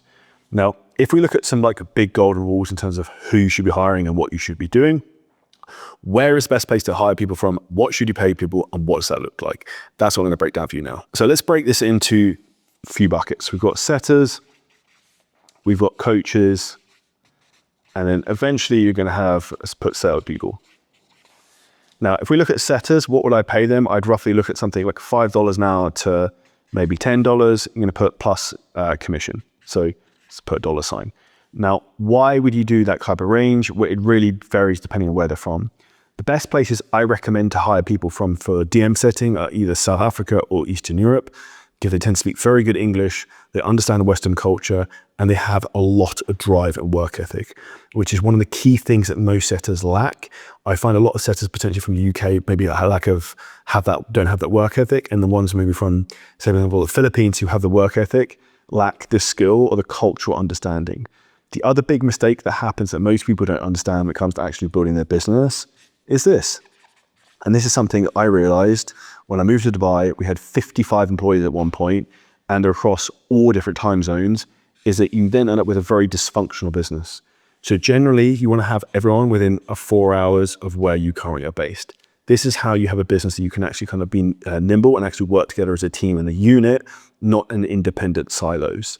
So for setters, that's roughly what I would look at. In terms of where to hire them, Upwork is very good, Facebook groups, school groups. We also have a pipeline within our own business that we feed to our clients in 7-figure scaling systems and Fit Pro launch systems. And we also have a training academy who place setters into people's businesses who we work with, who we've actually hired a lot of people from who are very high level. And if you want help in terms of actually building your own business and building out the team with it specifically, this is one of the exact things that's allowed me to build 2 7-figure businesses to generate over $17 million in revenue. Hit the link below this video. You could book in with a call with us and we can see exactly how we can help you. Now, next thing, coaches. Why do we need coaches very, very quickly? Because otherwise you become the bottleneck in your business. And transparently, at one point in 2019, I had 220 coaching clients myself, and I was anarchy. I was trying to do everything, and I had the huge limiting belief you may well have that I had to be coaching everyone. I quickly then realized once I hired my first coach that A, this saves me a lot of time. B, people don't really care who they coach by, they just want the result. And the reality is if it's a coach who's just doing coaching, they probably actually get a better result with the client because they can spend more time on it. So when it comes to actually working with coaches, what I'd recommend you pay is around 40 to 50 pounds per month per client, plus bonuses in terms of retention, like beyond a certain list of churn, client results, upsells, referrals. You want to incentivize for the performance you want. The big mistake most people make when they're scaling the business, this is why I see some horror stories that we end up doing for clients who come to us, is they set up all these numbers wrong. So a huge thing you want to understand is you want to have, for fulfillment, I'm not sure that's how you spell it, but so it's like that. You want to have an 80% profit margin on your coaching. So that means you spend 20%, essentially roughly goes to the coach in terms of what you charge and what you sell. So that means your business has a decent amount of profit there that you can then either put into growing the business in terms of ads and other team members, or actually pay yourself. Because one of the most stupid things I've seen is people doing like 50-50 shares with coaches. I was like, okay, that's cool. But the hard part isn't necessarily coaching the clients. The hard part is really lead generation, sales, and getting the clients. So you want to make sure you kind of stay within this kind of metric as you look to scale. And if you want to have a business, not a job, and actually not be the chief everything officer, you have to have coaches come in to help with the fulfillment. From a sales aspect, I look to pay closers roughly 10%. One of the things I do recommend, which we're going to talk about in this video, is regards to selling, is that if you are starting to get too many sales calls you can't take, I then start to get some of the coaches to try and take some of those in a hybrid role to take some of that pressure off you. It also means they can earn an extra income. Now, if we look from an actual tactical strategic standpoint, let's look at interviews. So when we're hiring people, I have some horror stories. In 2022, at the start of January, I made an $80,000 hiring mistake where I hired a guy from the US and I end up replacing him with a VA from the Philippines at $5 an hour for 4 months later. $80,000 later. Wonderful. And this is exactly how you don't make this mistake. What I'd recommend you do, in particular if you have more of a team, is one, you don't rush into hiring people. You want to feel people out and always realize that people on interviews, it's like a first date, are always going to be put on their best performance. You kind of want to give everyone a bit of a test and a trial. And I'd also put people on the spot and really kind of see how they would handle situations. So it's like, okay, we have this issue with our content. How would you improve it? Like ask for them for actual feedback, because the biggest reason most businesses don't grow is the founder is like the bottleneck. Whereas if you can bring in people who are better than you, it will allow the business to grow. So from an interviewing standpoint, A, don't rush into anything.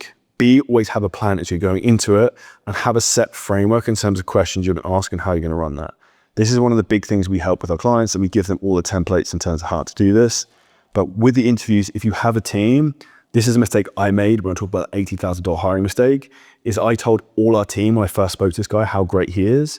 And then when he interviewed with the other people, they had cognitive bias because I said he was amazing and they all agreed. And the reality was he wasn't amazing and it cost a lot of money and it didn't go particularly well. So we have to understand the importance of interviews, and you want to actually live by this, which essentially is you want to fire fast and you want to hire slow.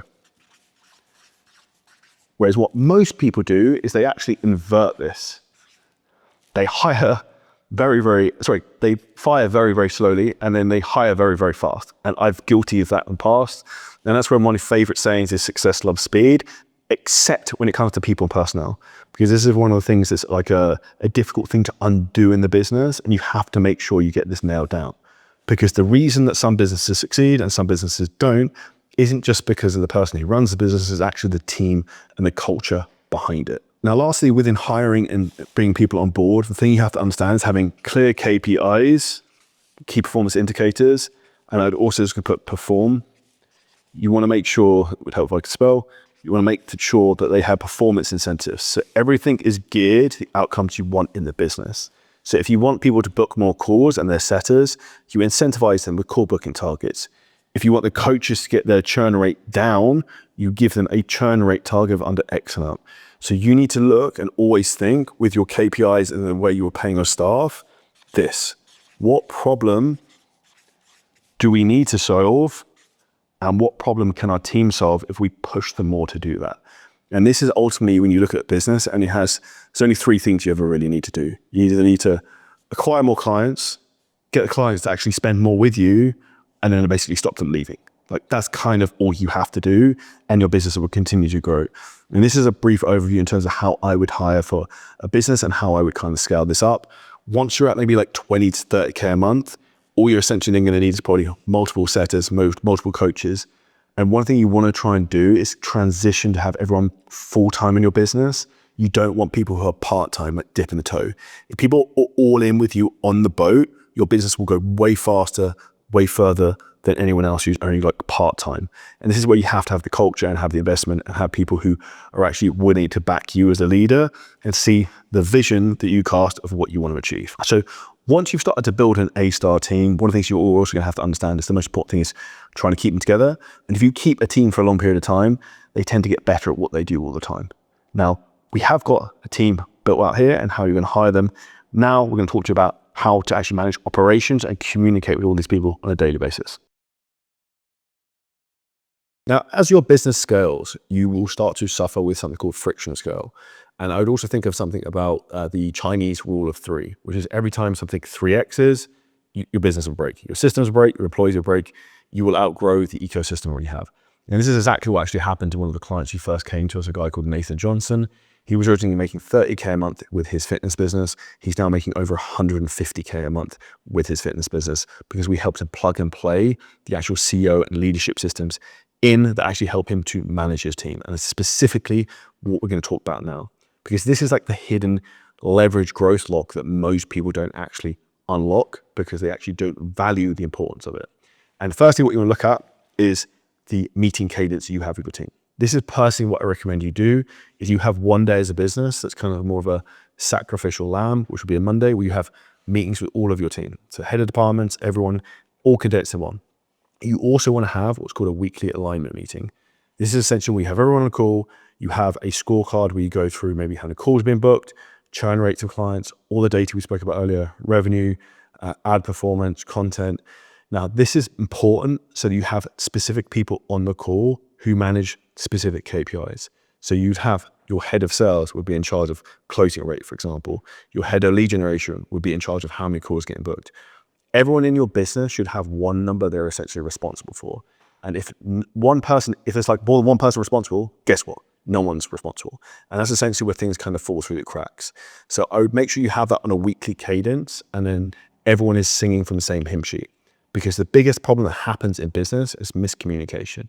Same thing that happens in sport, and that's why you have to actually understand if you have a remote business, these things can be difficult to get firing kind of on all cylinders unless everyone is aligned. And this also comes down to like the company vision and the leadership that you essentially have. Now, most people don't actually have a clear vision in terms of where they want their business to go. They're just trying to make money. So when you think about this, what you have to do within the business from a meeting perspective as well is you want to have quarterly meetings where you're setting 2 to 3 big things you want to be trying to focus on. Maybe it's your top of funnel reach in terms of traffic. Maybe it's new sales. Maybe it's how many calls you booked. Maybe it's amount of client numbers. Like, have specifics in terms of with your team you're looking to try and target. And once you have that built out as like an overlay, it's then easy to then be able to have that as a North Star that everyone's kind of working towards. Because the biggest problem I see so many people in their business is they have maybe great team members, but they're all kind of rowing in the boat in different directions. Whereas if you all row in one direction, you go much faster and much easier. Now, that's a longer term kind of framework in terms of feedback loops and meetings. And I'm going to give you the best hack for managing your team right now. And that is end of day reports in Slack, but on Loom. So we have a Slack channel called Progress Every Day. And every person who reports to me directly will send me a Loom video. And these are the criteria of what they need to do. This is what I've done today. This is what I'm doing tomorrow. This is what I need your help with. And that's how you have quick feedback loops constantly, or I can give advice and guidance, but I'm also not getting bogged down with meetings. And this is something that's important, is to understand the difference between I think Alex Ramosi and Oda Holomosi talk about it, a manager and a maker. So like managers are people who like to have meetings all day, and I'm more of a maker where I need space and time to be creative, film content like this, plan things, strategic thinking. And the bigger your business gets, the more you want to kind of move to a maker where you're focused on high leverage things, and earlier on in your business, you're more of a manager. And this is essentially what you also need to get your team members to do in terms of with your business. You have to make sure they actually have Google Calendars with their meeting set up, tasks set up. You basically want to set up like the plays, like if you're playing American football, that they're going to run and then they run the play. That is the goal. And you set up the frameworks and the groundwork. So essentially they cannot screw this up. That is as simple as it needs to be. The other thing from an operation standpoint you have to have is everything needs to have SOPs, and you need to have an SOP library. Everything black and white. This is what you need to do. This is how you need to do it. And this is incredibly easy also to do with AI now. We store this in Notion, which is a software solution we use. And what I would also do is think about the framework of the 3Ds, which essentially is do, document, delegate. So you do the thing yourself, you document how you do it, maybe like a Loom video, screen recording, and then you give it to someone else. And that is as simple as it is to get one task off of you into someone else. And this is the ecosystem you need to have in your business, but also to make sure I have the reporting to make sure these things are actually happening. Because the biggest mistake you can make right now, and I see so many people doing this all the time, is presuming. Presume nothing. Now, as businesses scale, and particularly when they get to maybe 50, 100, 100K plus a month, they tend to become incredibly dysfunctional. Now, what I would think about in terms of this is because you have maybe multiple people trying to work on multiple projects together, and it gets very, very messy in terms of messages getting ping-ponged everywhere in Slack, WhatsApp, whatever. Firstly, you want to make sure everyone is messaging on one platform, which I would recommend Slack. Secondly, I would make sure you have a project management software. So again, we use Notion where we have all of the projects we're working on as a company, and they're on there. And if there's multiple people on one project, they can all comment, they can all do their thing, they can all do their bits and pieces. And this is essentially what you want to make sure you're doing to make sure there's no ambiguity in terms of what needs to be done, when, and by who. Because the biggest reason that things don't get done properly or they don't get done on time is because of a lack of communication, which is if you have everything in writing, it's crystal clear, that can help you a lot. And if this is something you also struggle with, here's a hack with AI, is also put like how you've written the task out you want done, copy and paste it into AI and ask it to rewrite it for you and make it simple so that anyone can understand it and there's no ambiguity. If you can do this within your business, have the right feedback loops, communicate with them well, and also lead, the business will start to perform without you. And that's when you get rid of the golden handcuffs where the business starts to scale. And this is exactly what happened with one of our clients, Elia Mares, who when she first came to us was doing 50, 60K a month. She's now doing over 230,000 a month and only working 10 to 15 hours a week because she's now actually built a business, not a job. This is the most important section of the video. What is the whole point of your business? It's to make a profit, to get time freedom, location freedom, financial freedom. Yeah, most coaches don't do this because they don't actually manage their finances correctly and they are financially irresponsible. My job is for you not to be a broke coach and to have a successful business and also help people all over the world. So we're going to talk about exactly how you should be managing finances as a business and how specifically I do this. So firstly, what gets measured gets managed. So what does that mean? What I would recommend you do if you want to be successful is book in your calendar right now, like pause the video and then come back to this, like put in your calendar right now, one time every single week for 30 minutes, you're going to go through every bank statement, every credit card, and you're going to track all of your expenses of the business. Now, what we do is we use a P&L report, which I actually manually update myself. Could I get someone else to do it? Yes. But is it more important that I see everything that we're spending? Yes. Now, within that realm, what that allows you to do is get an understanding of the cash flow of the business. So you're going to have your revenue coming in, you're going to have your revenue going out. So we spoke about the expenses in terms of tracking your expenses every single week and updating a profit and loss sheet. And if you actually DM me P&L on Instagram at Charlie Johnson Fitness, I will just send you one because I want you to be financially responsible and have a successful business. So just message me P&L and then that we will send you literally just the spreadsheet we use. The second thing I would say is this. You want to do what's called a daily projection. Now, essentially what I would do is I would go through all my payment processes and add up essentially how much money we have revenue-wise. Let's say, for example, today was the 10th of the month and we've made $10,000. If I divide 10 days of the month, and we've made 10,000, means we're averaging making $1,000 a month, which means my projection, if say there's 30 days in a month, is we are projected to finish around $30,000.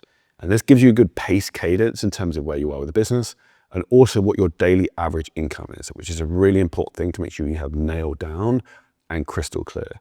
Because what you need is you need to get out of your reptilian brain and give yourself confidence and abundance to be aggressive with the business. And you get this when you have clarity with your numbers.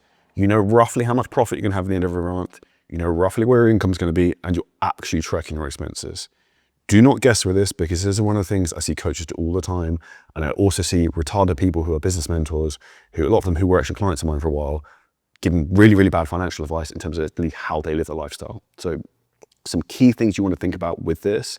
The goal is to use your business to create cash flow to then actually give you freedom, or then also to invest into other things that are going to bring you money back. And you want to play this game. And once you've done that for a period of time, you can then be in a position you have financial freedom. Now, the second thing I'm going to say, which is actually a great hack, and particularly when you start spending money on paid advertising, is using credit cards. Why? Because you can leverage other people's money in advance. And secondly, is this, you can get a lot of points on these cards. So I've traveled the world first class for free. I've stayed in the best hotels all the time. A lot of this is on points because I spend a lot on business cards and on credit cards, which accumulate over a period of time. So making sure you have the right infrastructure set up for these basic things works phenomenally well. What cards would I recommend? If you are in the UK or the US, I'd recommend using American Express. If you were in Dubai, I would recommend using a company called Casio, and I can put you in touch with them. If you just send me a DM on Instagram, I can intro you. And that's literally how simple this is. And this is where you can actually, again, just use your business to fund your lifestyle by you actually even spending money in the business. This can be Facebook ads, it can be paying employees, it could be even sending referrals to clients.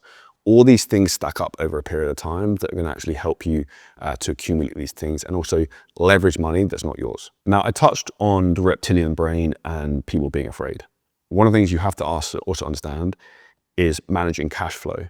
How much money do you actually need to have a business? Some people go one extent of like having nothing and they're living from like day to day. And we have some people who are like hoarding money, like there's no end. The reality is you kind of want to be somewhere in the middle. You have to understand you have a cash flow business that has low expenses and massive margins. The numbers you should be looking at in terms of a business, in terms of statistically, the average business in the US makes between like 9 to 12% profit margins. In terms of coaching businesses, if you're making less than 20K a month, you should be probably around 70, 80%. Once you're scaling and you're at like 50 to 300K a month, it's going to probably be 50, 60%, and that's good. That is kind of like the metrics you want to look at, but most people don't understand this. And this is also why they don't manage their cash flow correctly, which is why you want to have like projections of income going forwards. Because if you are hoarding money and your business is stagnant, why do you think that is? Because you're not reinvesting into your business, into systems, people, or even guidance. I've personally spent over $500,000 on my own education, which has then generated me back over $18 million in revenue. And this is essentially, you have to understand that there's very much a pay-to-play game now in the world in terms of whether it's paid ads, whether it's people in your business, or also learning the right strategies and problems you need to solve. Now, within the game of business, I also saw someone was interestingly who had a business who makes $1 million a month, and they're only taking home like 100K a month after taxes, their team, all this other type of stuff. The reality is one of the big things that was actually eroding his business is tax. Now, one of the things you have to do if you have an online fitness business, you have the ability to have financial freedom. You also have the ability to have location freedom. So if your goal is to create wealth and freedom, you want to be able to try and achieve that as quickly as possible. And if you remove the biggest cost you have in your life, which is tax, that will happen a lot quicker and you can be a lot more aggressive in terms of growing your business.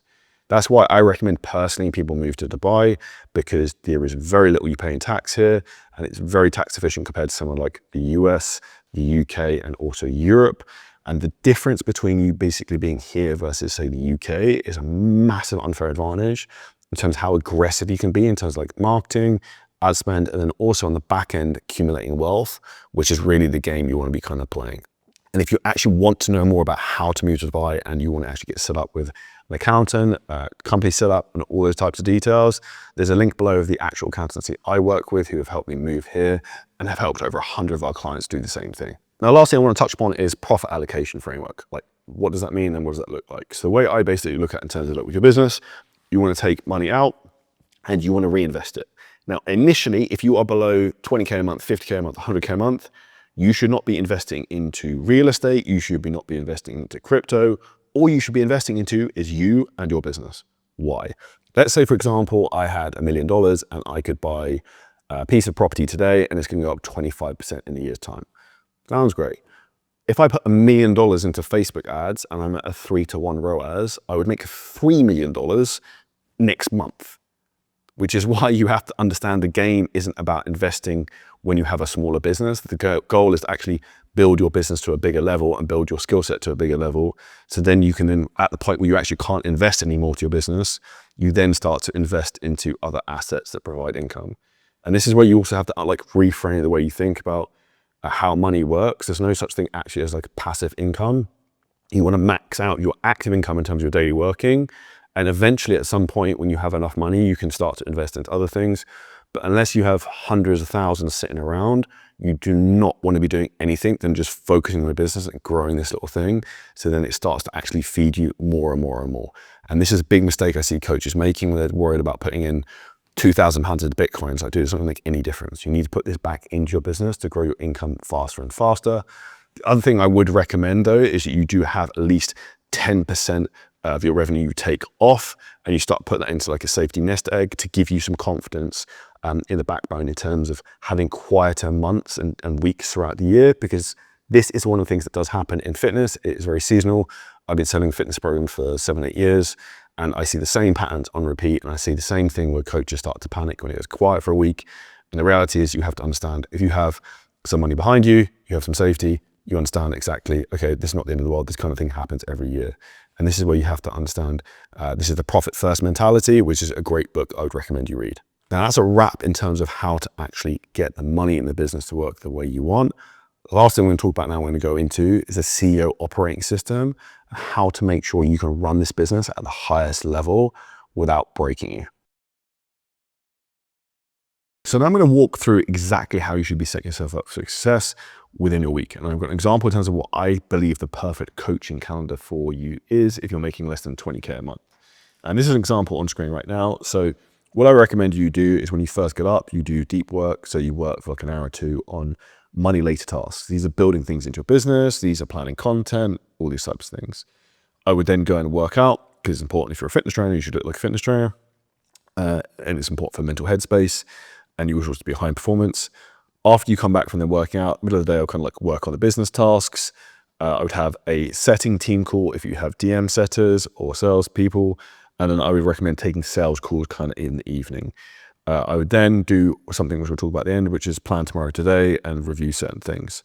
So I would structure this across the week like this, and then I would generally keep Wednesdays kind of clear and maybe one day kind of specific where you have more of a filming emphasis from content, because your energy from a content ideation standpoint and filming versus taking sales calls or coaching is incredibly different.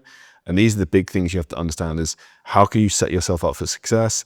And if you focus more on one thing for a certain day, it makes it easier. So if I was to show you my calendar, for example, if I flip to that now, the way I run my week is essentially like this. So this is an example in terms of my week. And then you see on Mondays, I have the majority of kind of like all of my meetings. So Mondays is very heavy in terms of like a meeting focus side of things. And then I would have blocks, which I want to try and keep as open as possible, where essentially what I'm going to be doing is coming up with ideas, implementing things, and being kind of creative, which is one of the biggest things you want to focus on doing as your business scales. So Mondays is meetings, Tuesdays is a lot of like fulfillment, Wednesdays is more creative kind of stuff and have maybe a bit of a break. Thursdays is creative and a little bit of fulfillment.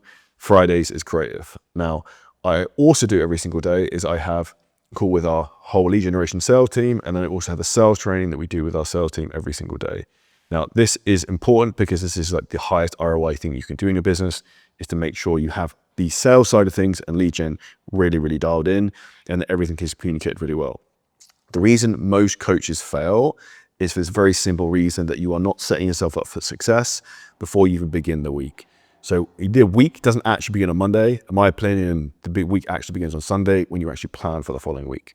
So make sure on Sundays you've got your week set out in terms of what you're doing, when, how you're doing it. I also have a set 10 questions I ask myself every week to constantly evaluate and review what's going on. And if you want these 10 questions, I'll drop them by the video in a Google Doc that you can actually take and use every single week. Just follow me on Instagram just as a thank you. But this is a big thing that will make a big difference to you in terms of you changing your business and your life, is actually reviewing what's working, what's not, and then how you can constantly keep improving. And if you look at the most successful people, what they do is they're very analytical. I've worked with a lot of coaches, and the most successful coaches I work with, they're constantly reviewing and looking for areas they can improve and also testing new things. And they learn how to manage their emotional state. One of the reasons a lot of people fail in business is they cannot handle their emotions, because there's going to be a lot of highs, there's going to be a lot of lows. And the bigger your business gets, the more success you have, the more extreme those go. The bigger the problems become and the bigger the highs become. So you get more of a contrast between the two. Now, what's really, really important is you have a North Star of exactly what you want and why. So I have 2 iPhones and they both have vision boards on them. One of them actually is a vision board from 2023, which is my spare phone I don't use. And then this is the one from 2025. And the reality is I look at these vision boards, and on the one in 2023, I had to get a Ferrari. I have a Ferrari. I had to go on like a 6 skiing holiday to Vail. I did that.